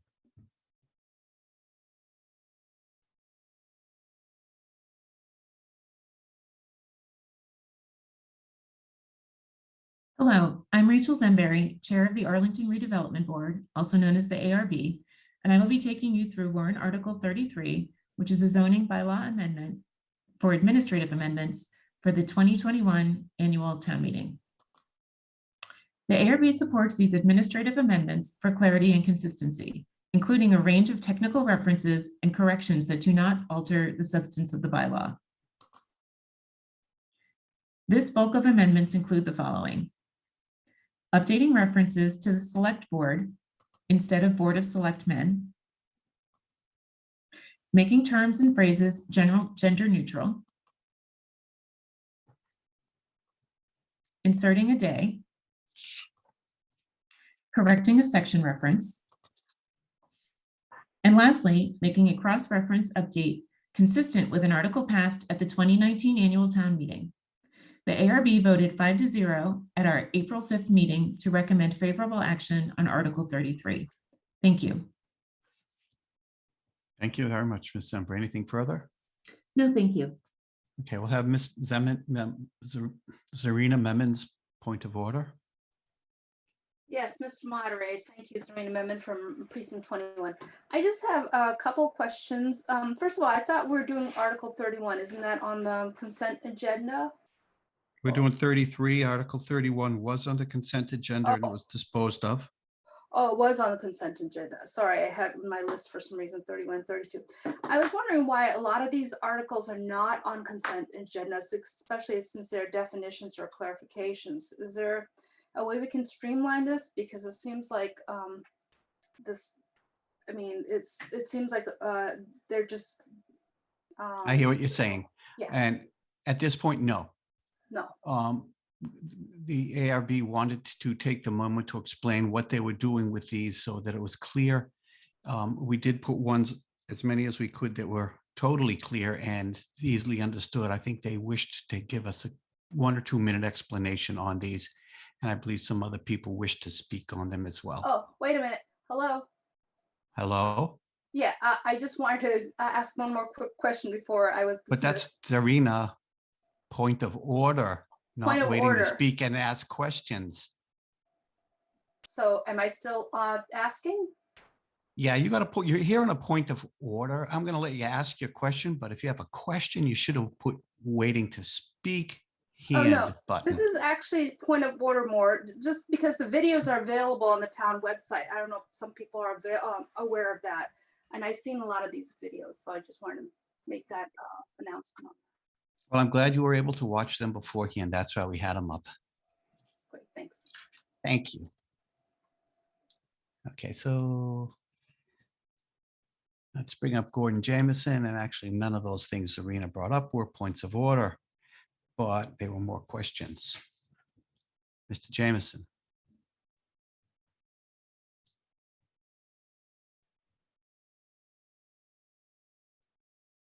Thank you, Mr. Moderator. Gordon Jameson, Precinct 12. I have, I believe, an administrative issue on page 11 of the report. The last section, 5322A2. It says it's different than what the presentation was. It has 3 inches or more crossed out. The presentation had or more remaining. I thought. Yeah, it looked like it was highlighted. So Miss Rate, can you clarify? The video presentation had 3 inches crossed out, and the report has 3 inches or more crossed out. Jennifer Yes. Raitt, Director of Planning and Community Development. It should be 3 inches or more, all should be struck. So this text is accurate As in the report. in the report, as published in the report. Yes. Okay, and I have a quick question. Yes. Does this, I forget that we changed, I believe, this number in the last several years. Is that correct? That's correct. And we reduced it from 7.3 to 7? Correct. To meet Does that- building code. So if I understand, that would change the gross floor area of an attic? That sounds like a question for Michael Byrne, Director of Inspectional Mhm. Services. Yes. Mr. Byrne?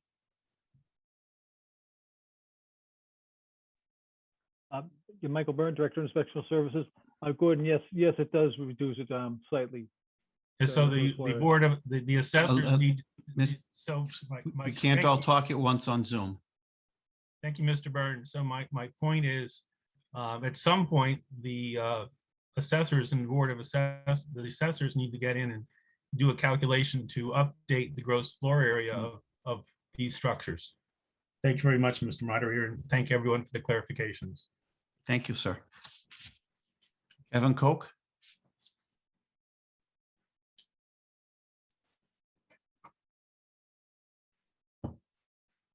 Thank you, Mr. Moderator. Kevin Koch, Precinct 16.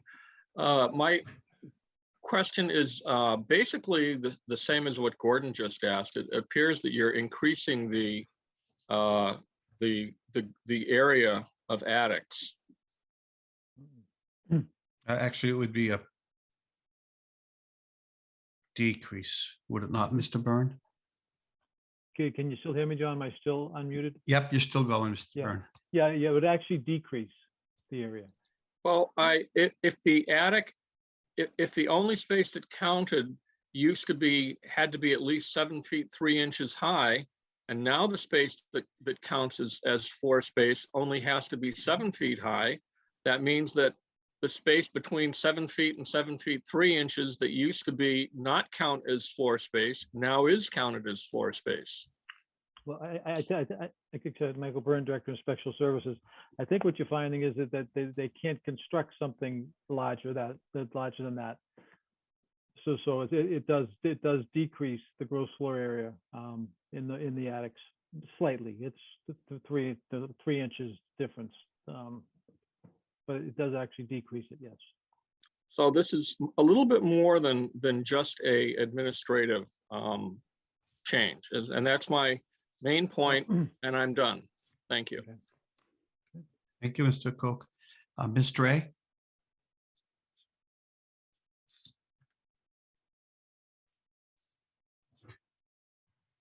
Good evening, Mr. Moderator. Elizabeth Dre, Precinct 8. I'm also stuck on this exact same section. So that the previous speakers have been speaking to, because the new definition of gross floor area does now not align with the same language that's in Article 30, which is gross floor area. And I'm wondering if someone could explain that to me. Thank you. Ms. Rate, how does this compare with what we just changed in Article 30? This is the correct language. And town meeting had previously already amended the 7 foot I'm sorry, Jennifer Raitt, Director of Planning and Community Development. Okay. This amendment was something that town meeting took up years ago because we were trying to comply with the building code during the recodification. And this is just one edit to the bylaw that we also still need to change. We made a choice to not put it in Article 30. It was not deemed within the scope of that article. And it was deemed within the scope of this article, which is simply more just broadly administrative amendments. Basically, this is what will be in the bylaw, 7 feet, not 7 feet, 3 inches. Thank you, Ms. Raitt. If I might, Ms. Raitt, this is just capturing the 1 or 2 places that it wasn't corrected when we changed the bylaw. Just this one place, exactly. Just this Thank one you. place. Okay. So, Mr. Moderator, does that mean then that we will be correcting it in the future in Article 30 where the language still exists?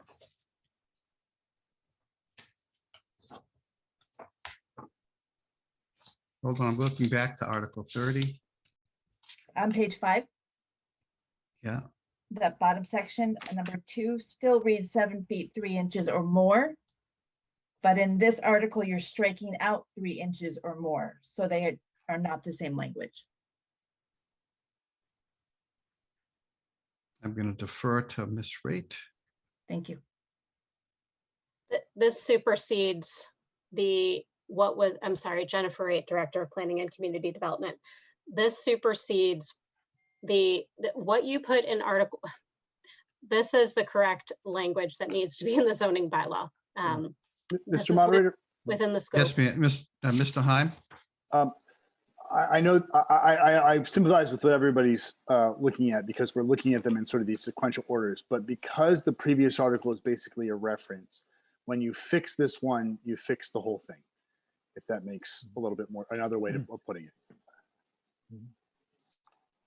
So by correcting this, it goes through and makes everything else okay? That's right. Correct. In my simple language. Does that seem okay to you, Ms. Dre?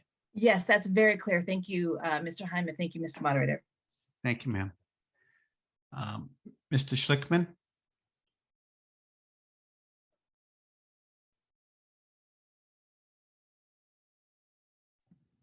Paul Schlickman, Precinct 9, motion to terminate debate under all items under this article.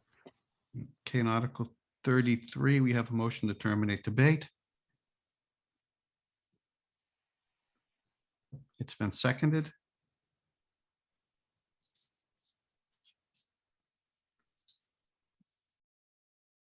We're going to bring up a motion to terminate debate.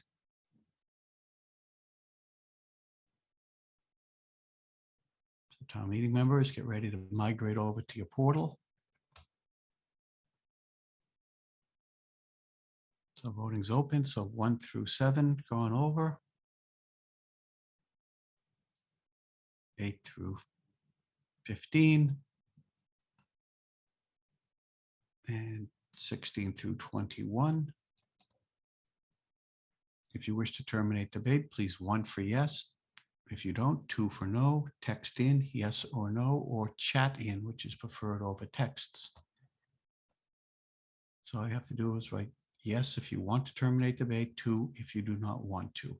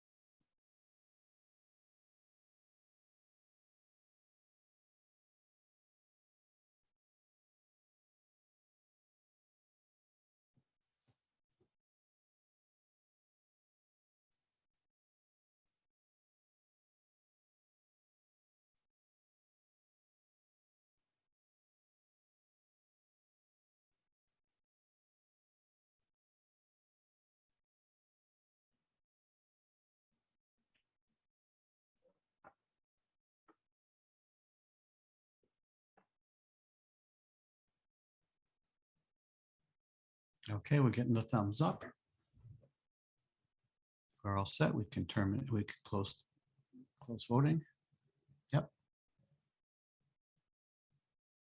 And the motion to terminate debate is successful. 207 in the affirmative, 13 in the negative. Debate is terminated. That brings us to the recommended vote of the Arlington Redevelopment Board as printed in their report under Article 33.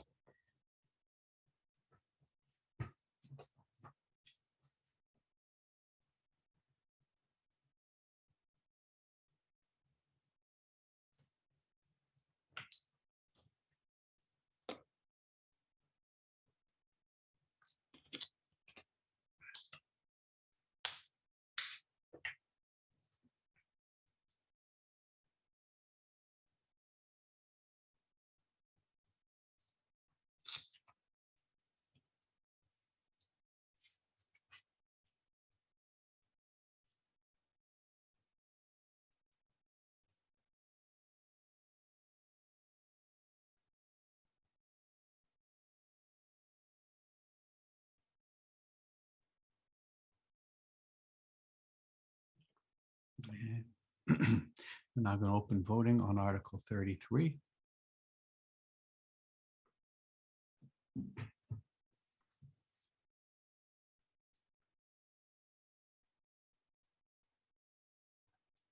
Town meeting members, let's go back to the portal, 1 through 7, 8 through 16, 16 through 21. If you're in favor of the recommended administrative changes as printed in the ARB report, press 1 for yes, cast your vote. If you are not in favor of those,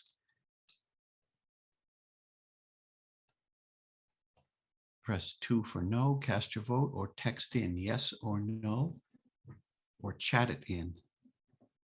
Chat's preferred. If you're going to text 617-575-9266. If you need to call Ms. Brazil, 781-316-3071.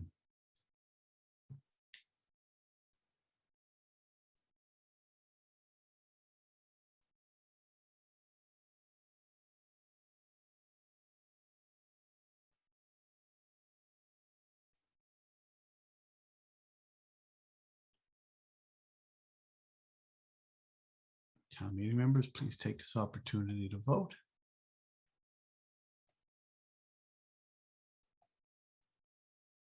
On the main article under 33, 1 for yes, as the report is printed, 2 for no.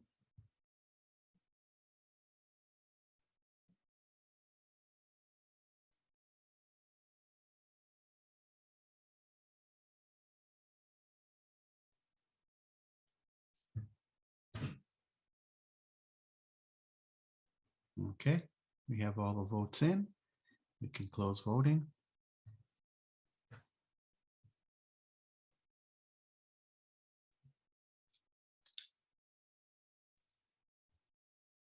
And the article passes, 223 in the affirmative, 6 in the negative. It's a vote and I so declare it. And that closes Article 33. And the next article that we have open is Article 35.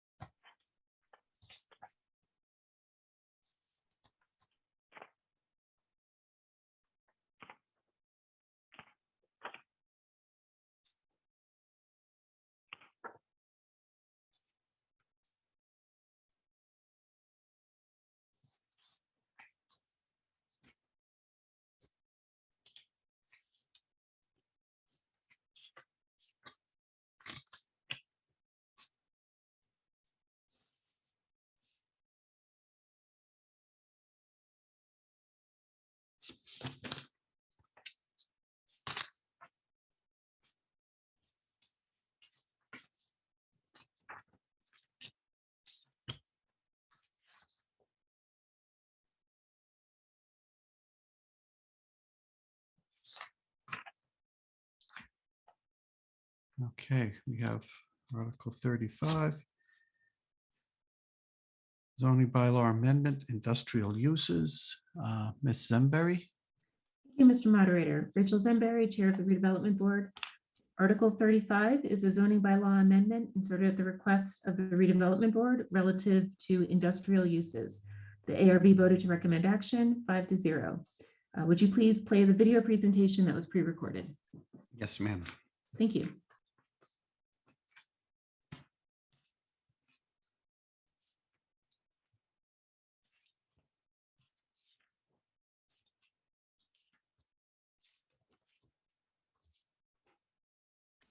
Hello, I'm Rachel Zemberry, Chair of the Arlington Redevelopment Board, also known as the ARB, and I will be taking you through Warrant Article 35, which is a zoning bylaw amendment for industrial uses for the 2021 annual town meeting. Many plans were used as guideposts in the development of this zoning amendment, starting with the Arlington Master Plan. The Master Plan was the impetus for an appropriation of funding to investigate possibilities in our industrial zoning districts. The plan stated that the industrial district uses and dimensional standards, what you can build and where on a lot, needed to be modernized for restaurants, innovative businesses, and the creative economy and other opportunities. This is further supported by the Arts and Culture Action Plan, the Arlington Heights Neighborhood Action Plan, the Millbrook Corridor Report, and the Net Zero Action Plan. Each of these plans and discussions around the industrial districts were developed through strong participatory planning processes subsequent to the adoption of the master plan. Work began on this project in 2019 in partnership with the Master Plan Implementation Committee's Zoning Bylaw Working Group. RKG Associates in Harriman were hired to assist with the reviewing existing conditions, performing a market analysis, exploring and testing development scenarios, and making zoning recommendations. The goals of this project were to position Arlington to attract new businesses and jobs in emerging growth industries to the industrial district and create opportunities for Arlington to realize greater revenue by making strategic zoning amendments. The zones have 91 parcels across a total of 43 acres. The zones represent 1.2% of taxable square feet of development. The district is varied with small to larger parcels across Arlington. The current uses allowed in the industrial districts are wide-ranging and are either hyper-specific by dedicating how floor area may be used or vague categories of uses that are necessary businesses, but not reflective of the needs of potential industrial uses. The proposed amendments reflect specific recommendations from the master plan that reflect the current market needs for the wide range of industrial uses. Within Middlesex County, Arlington could capture 1,000 plus new jobs, and there is potential demand for redeveloping approximately 200,000 square feet of space over the next 10 years. To capture this new growth, first and foremost, the proposed amendments aim to address the antiquated table of uses and density and dimensional requirements that are preventing the attraction of new and modern uses to Arlington's industrial districts. Modern occupants want larger flexible spaces with higher ceiling heights for taller machines and storage racks. Flex uses combine commercial activities under a single commercial entity, including light manufacturing businesses, offices, distribution facilities, research and development, and retail uses. These uses are in addition to and expand on the existing artistic and creative production uses that are currently allowed either by right or by special permit in the district. Because we expanded these uses, new definitions related to these uses have been created. The economic analysis found that newer dining options could be introduced to these districts. The amendment would allow restaurants by special permit if an accessory use to an industrial use. This could be complementary use to food production and brewery uses. Retail uses are also proposed to be allowed by special permit if accessory to the industrial use. This could be complementary to light manufacturing businesses, food and beverage production, and creative economy uses. The last use we are proposing to introduce is residential.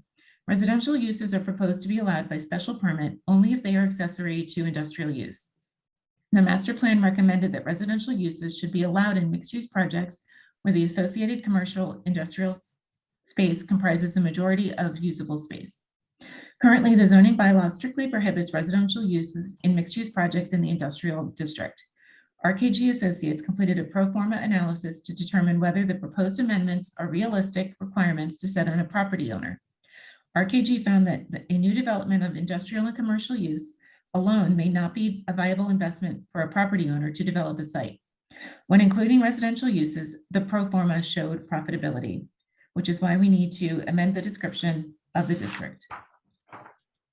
This and the following slides show examples of potential mixing of uses that would be allowed within this proposed amendment. In this example, the residential square footage is not more than the square footage of the ground floor light industrial space. Here, residential uses would not be allowed over office use because the ground floor must include a light industrial space. Here, the residential square footage is not more than the square footage of the ground floor of the principal building, which does include light industrial use. In this example, the ground floor of the principal building does not include light industrial use and residential is not allowed. All of these examples illustrate that residential would only be allowed if accessory to an industrial use. The ARB believes that appropriate limitations are in place with this proposed zoning amendment to not supplement industrial and commercial use. To recap, the proposed zoning requires commercial industrial uses to be ground floor uses in any mixed-use project in the industrial district. Additionally, residential floor area is tied to the floor area of light industrial uses at a 1-to-1 ratio. Any additional residential use requires further financial review by the ARB. The proposed zoning amendment includes the development standards for any new construction or addition greater than 50%, which acknowledge and support the other efforts that are important to the town. There is a significant emphasis placed on incorporating sustainability measures and stormwater management measures. In acknowledging that the industrial districts contain many existing residential uses and are close to residential districts, the standards also emphasize the need to develop human-scale buildings, pedestrian amenities, and consider building height within the context of the surrounding, often residential neighborhood. The amendments introduce measures for renewable energy, improved yards, transparency and access in relation to the bikeway, compliant and safe lighting, and pedestrian amenities. It also requires us to make modest amendments to our parking requirements. In summary, the proposed amendment updates uses and requirements to encourage modern uses while meeting appropriate requirements, incentivizes sustainable redevelopment and public realm improvements, balances investment and some profitability to cease the stagnation of Arlington's remaining industrial zone plans, and positions the town to meet demand for 1,000 jobs utilizing more than 200,000 square feet of potential redevelopment space. The ARB voted 5-0 at our April 5th meeting to recommend favorable action on Article 35. Thank you. Thank you, Ms. Zemberry. Anything further? Not at this time. Thank you. Thank you. I did have a proposed amendment by Kristen Anderson. Is Ms. Anderson there? Does she wish to present her amendment?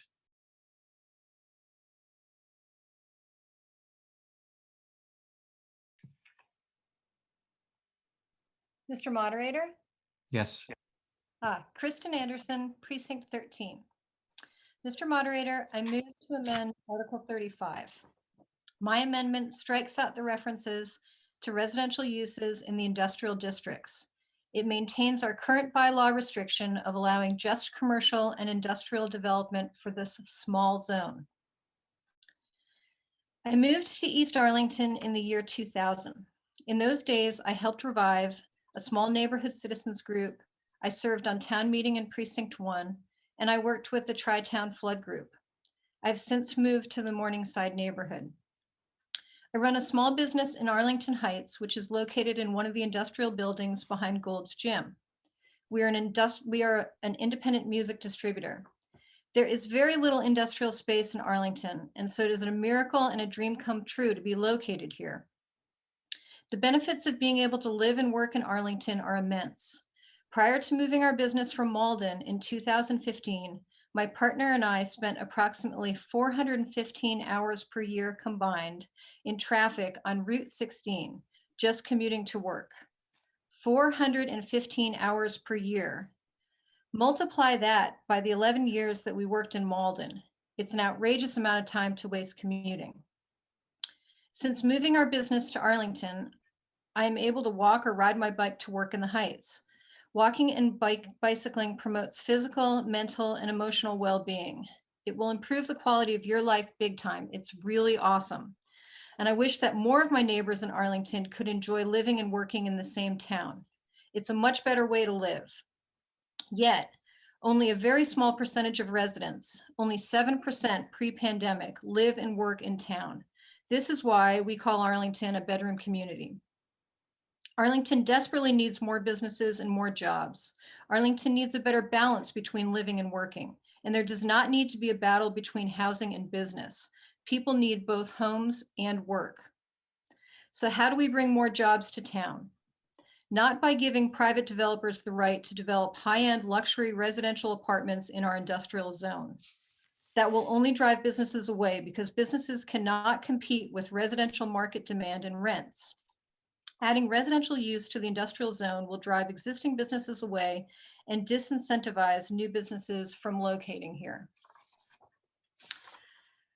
Now, since my amendment to Article 35 had to strike language about artists in order to remove the residential use component, I really need to talk about artists live workspace.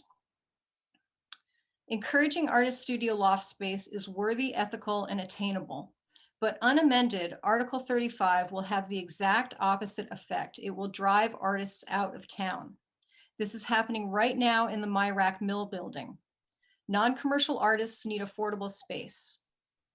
Adding residential use to the industrial zone will lead to private developers building high-end condos and pricing artists and businesses out of town.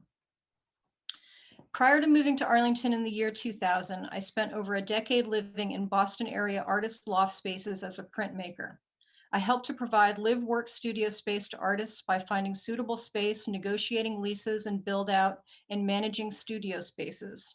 And over the years, I've watched nearly all of my artist friends lose their studios in Boston after private developers turned art studios into luxury condos. As proposed, Article 35 does nothing to ensure that artist residences that are created are made affordable. Private developers are interested in making money. They are not going to break even or lose money on their development to support arts and culture. But the town can protect and support its artists by developing artist spaces through a community development corporation, which is tasked to develop affordable artist studios and artist loft spaces. And we can revitalize and develop our industrial district and bring new businesses and jobs to town. It would be easy to compete with the rates that Cambridge is charging for commercial spaces. We just need to be more welcoming towards businesses and focus on marketing our vision. I asked town meeting to adopt a more creative approach to building our future, to support a healthier live-work balance for its residents, to help nurture an environment that is friendly and supportive of small businesses and artists. Please vote in favor of my amendment to Article 35. Thank you. Do I have a second on that amendment?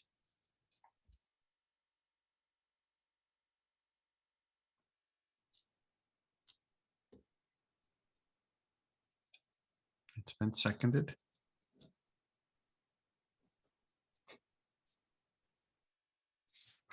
Okay. Anything else, Ms. Anderson? Well, that's what I wanted to say. I'm Okay. done. Thank you. That's good. Thank you. Mr. Michael Ruderman.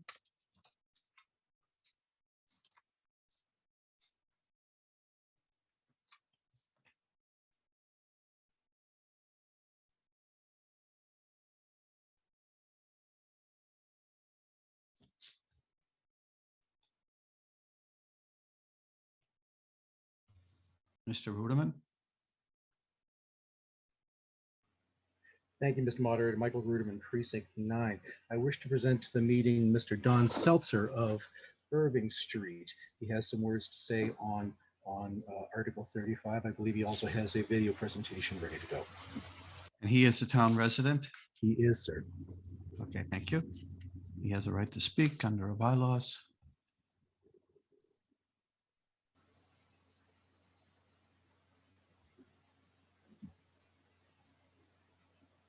Are we going to just play his video, Michael?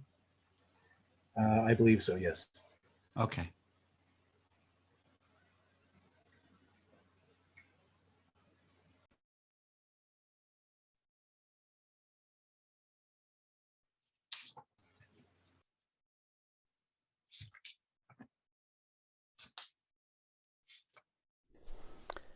Hello, I'm Don Seltzer. I live at 104 Irving Street, and I've been an Arlington resident for 48 years. I'd like to begin by providing some context to this warrant article. Arlington has a serious fiscal imbalance in its residential commercial makeup. Among the larger communities in Massachusetts, we are dead last in non-residential property tax revenue. Compared to our sister communities in the Metro Mayors Coalition, our tax base is particularly dismal. We also have a lack of decent paying jobs in town. Arlington has a population of nearly 45,000 people, and only 1,700 actually work in town. 93% of our working population have to get in their car or crowd onto a T-bus to commute elsewhere. This makes no sense. We should have good paying jobs in town that people can walk to or bike to. 2 years ago, town meeting appropriated $70,000 to bring in a consultant to advise us on how to better utilize our dwindling industrial district, a small strip along Millbrook reserved for industries that may not be compatible with homes right next door.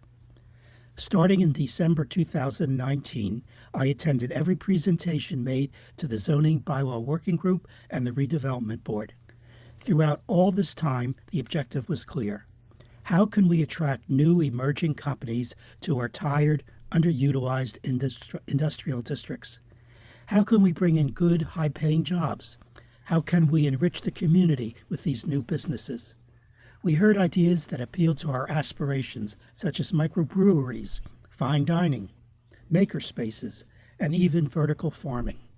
Through the first 10 months of the study, there was no discussion of residential mixed use.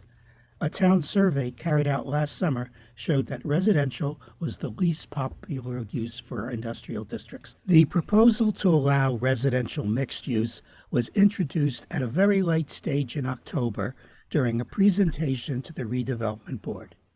It was not actually mentioned or even listed in the slide shown, but was deeply buried in a single footnote in the documentation. It was up to residents to call attention to this hidden surprise addition. RKG Consulting would later try to justify this recommendation by producing pro forma analyses of a few scenarios. These analyses did not evaluate job potential or the benefit to the town, but looked solely at what type of development would earn the highest returns to the landowners. The choice of sites for these analyses was also very curious. Scenario 1 analyzed an industrial refit of a narrow lot located partially in a federally regulated floodway. Scenario 2 was for new industrial development on town-owned parcels used by the DPW on Ryder Street. It strangely ignored the much larger and much more suitable lots owned by the Myrack family next door. Scenario 3 was a look at office and industrial mixed use on a small corner of the Dudley district, most of it in the FEMA floodplain. Scenario 4 was picked for the residential mixed use example.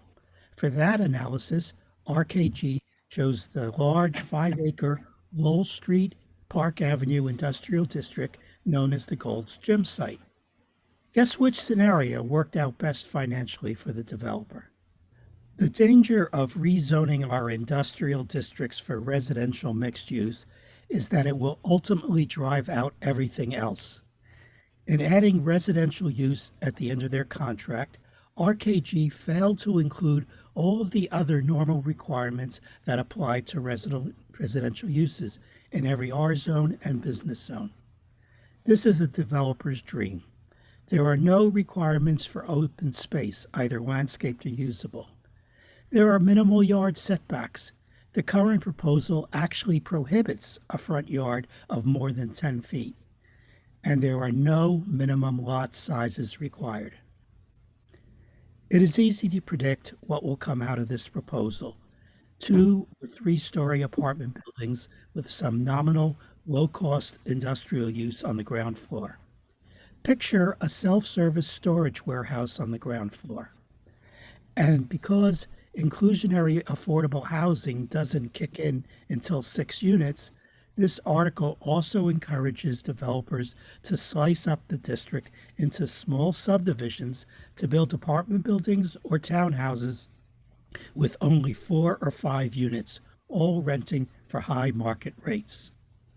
North Cambridge, Somerville, Watertown, and Newton are bursting with new growth for the life sciences industry. This is overflow from Kendall Square, where rents are out of sight.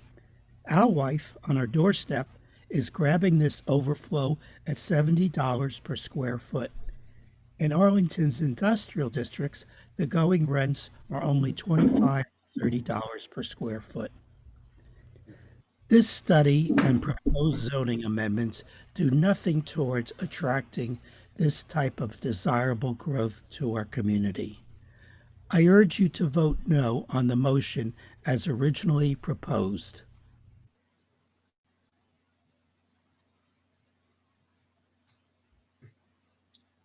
Thank you. Mr. Bruderman, anything further? No, thank you, Mr. Moderator. Very good. Thank you. I call Lisa Reynolds.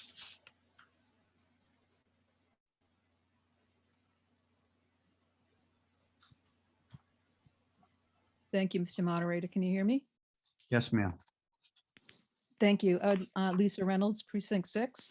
I would like to introduce Aram Hallman from 12 Whittemore Street, and he has a video presentation that we'd like to play.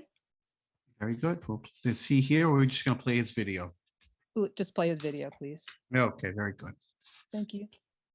Thank you.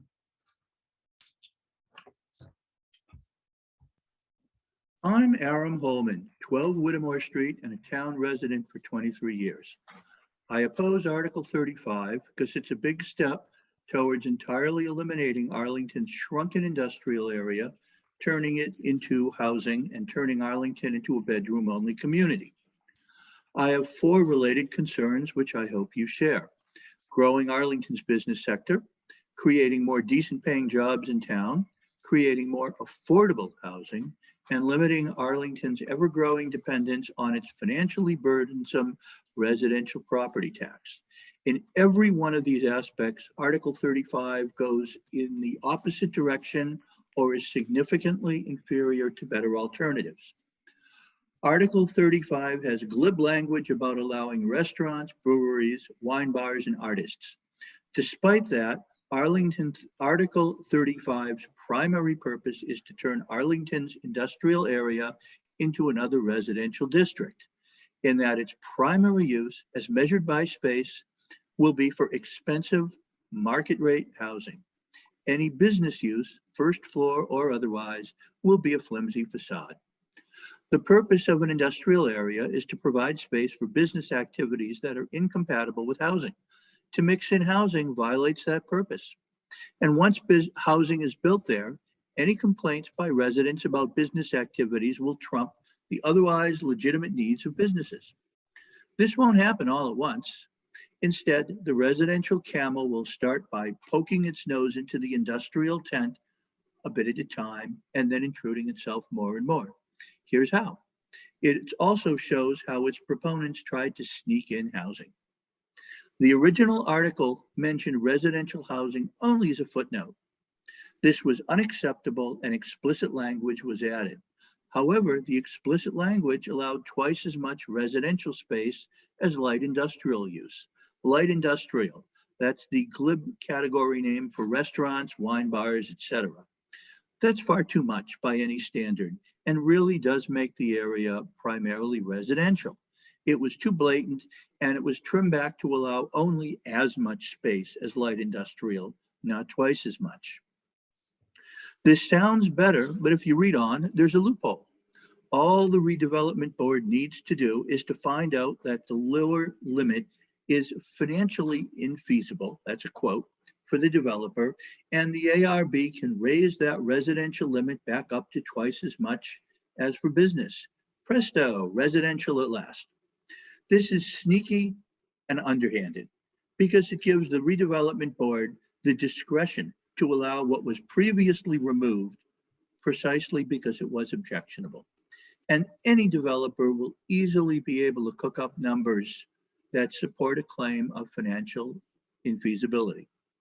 So Article 35's drafting and current language is flawed and you should vote against it. But that brings up 2 bigger issues. Why is Arlington's industrial area so underutilized? And what kind of future Arlington do you want? Consider our low cost. Business space around Alewife costs far less than space in Kendall Square or the Seaport, and Arlington space costs even less than Alewife. We're nearby, we're less cramped, we have good infrastructure. So why is there such a lack of interest in our space? Two reasons. One is that landowners have not been interested in developing their land for business. They have let their land sit vacant for decades, waiting and wanting the kind of zoning change you now have before you. The other reason is that Arlington's town government has passively acquiesced, making insincere, half-hearted attempts to plan for these sites as if all of a sudden the town, not the landowner, could decide what would go there. These plans largely consist of plans for, again, housing, with little or no business. Why? Follow the money. It does that because that's the easiest way to simply let more revenue roll in, town budgets keep going up, and keeping town officials well paid. Of course, that can't go on forever, but hey, that's a problem for the future. Being a bedroom-only community, as this would facilitate, is both economically and socially unhealthy for Arlington. Economically, our share of property tax revenue from business, only 5%, is way less than that of surrounding towns, typically 20 to 50%. Thus, we excessively depend on residential property tax. That raises the cost to those who would move here, makes diversity as a goal less achievable, and tends to push out longtime residents who can no longer afford it. How many of you are now paying $10,000 per year or more? Those of you who aren't soon will. Don't you deserve a break today? Socially, it's unhealthy. Most jobs in Arlington are low-paying retail jobs. Over 90% of Arlington residents have to travel elsewhere for work. Thus, people who work here can't afford to live here, and most people who live here can't afford to work here. This makes a mockery of the language in our master plan, which describes Arlington as a town where residents live, work, and play. Again, I urge you to vote against Article 35. Should an amendment be proposed which would strip out its language allowing residential use, you should vote for that, but only as a way to mitigate the damage that Article 35 would cause. Again, I urge you to vote against Article 35. Good. Thank you for listening.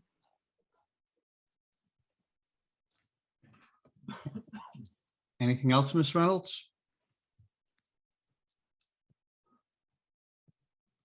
No, thank you. All set. Thank you, Thank you. Mr. Moderator. Okay, Miss Annie LaCourte has a point of order.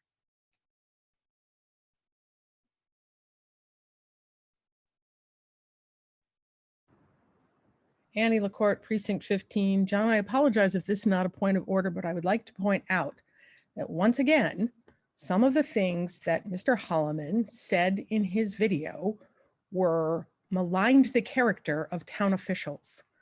And we're off scope. Temptation to do that, but I would like us to give people direction in the future about the kind of language they can use in these kinds of videos. Thank you. Well, hopefully next year we'll be back in the hall and we won't be having to have videos. But thank you. I appreciate your points. And I also thought they were a little bit off scope as well. Thank you, Ms. LaCourte. You're welcome. Okay. And we did get two answers to your questions from last week. And they were both no one had made any complaints about the Election Modernization Committee, and they were not scolded by anybody either. Great. So we did get answers, but I forgot to give them to you earlier. So we'll take Mr. John Warden, and then after Mr. Warden, we're going to take motions to reconsider and to adjourn. So Mr. Warden.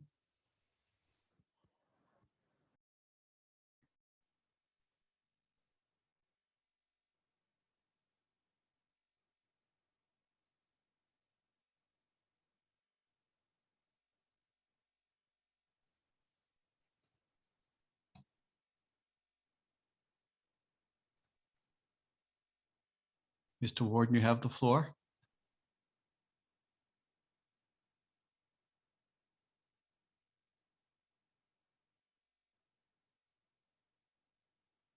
I believe your mic's open, Mr. Warden.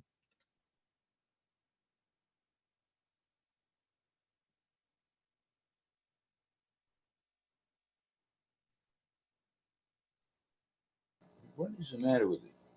Yeah, we hear you. Go ahead. You do hear me. Oh, okay. They turned me off. Thank you. Yes. All right. All right. Let me. Gosh, now I'm getting an echo. Are you getting an echo? Nope, we can hear you perfectly fine. All right. That's confusing for me to hear my own voice twice. All right. Allow me to start again. I'm a member of the zoning bylaw working group, and I've been at all the meetings when we discuss this industrial zone. And I'm glad that Mr. Seltzer's account of the way things were developed was played first, because that really shows what was going on and how they managed to sneak in the residential at close to the last minute. And I want to point out that the zoning bylaw working group never voted to support the residential or indeed any part of the report. Everything was done with just talking about things. I speak, of course, to support Ms. Anderson's amendment, which brings this proposal back to where it was supposed to be to start with, and the way it went for the first several months of its study. The proposal for the $70,000 to fund a consultant study of the industrial zones was sold to town meeting on the basis that we were working on our industrial and commercial zones and tax rate and jobs and industries that will help the town. It was certainly not sold on any, in fact, it was specific, very specifically, and I hope Mr. Tosti gets to speak, that we don't want more people in the industrial zone. 98.5% of the town is zoned for residential. There's plenty of other places for it. What we need in this tiny industrial area that's already being canalized by the MIRAC 40B project is place for jobs, industries, and useful services that Arlington residents need. I mean, if you need a piece of glass, you can go to the glass place. You need your car fixed, you can go to shops there. You can get your all kinds of useful things. I got my dog, one of my dogs was trained at a training place there. There's all sorts of useful things that people in our town need and deserve. And if you start, as pointed out, if you start bringing in residential, the developers if landowners see more money and for residential than for commercial or industrial. The town doesn't have any duty to make people rich just because they happen to own a piece of land. They want to build residential, plenty other places to do it. What the residential is really offensive because the way it's set up, there's not even any affordable housing. There's no open space. There's none of the requirements that our town meeting has decided are important for residential uses. So I urge you, my fellow town meeting members, to vote for Ms. Anderson's amendment and to vote, if that amendment for some reason is not approved, we should vote the whole thing down and leave the industrial and zones exactly the way they are now. Thank you. Okay, thank you. Whew, that's murder.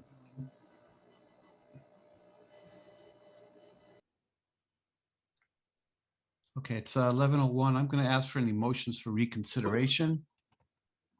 If you have a motion for reconsideration, we'll use your hands up feature in Zoom so that we can get your motion for reconsideration. Otherwise, we'll take a motion to adjourn till Monday. Move to adjourn.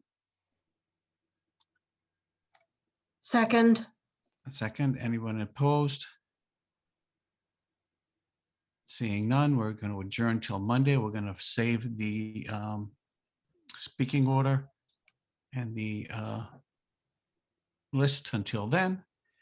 And Monday is the 10th. We're going to take the budgets up, and then we're going to go back to this Article 35. And we'll address that and then get back into the zoning issues. Okay, we did pretty well tonight. Thank you all very much. We'll see you on Monday.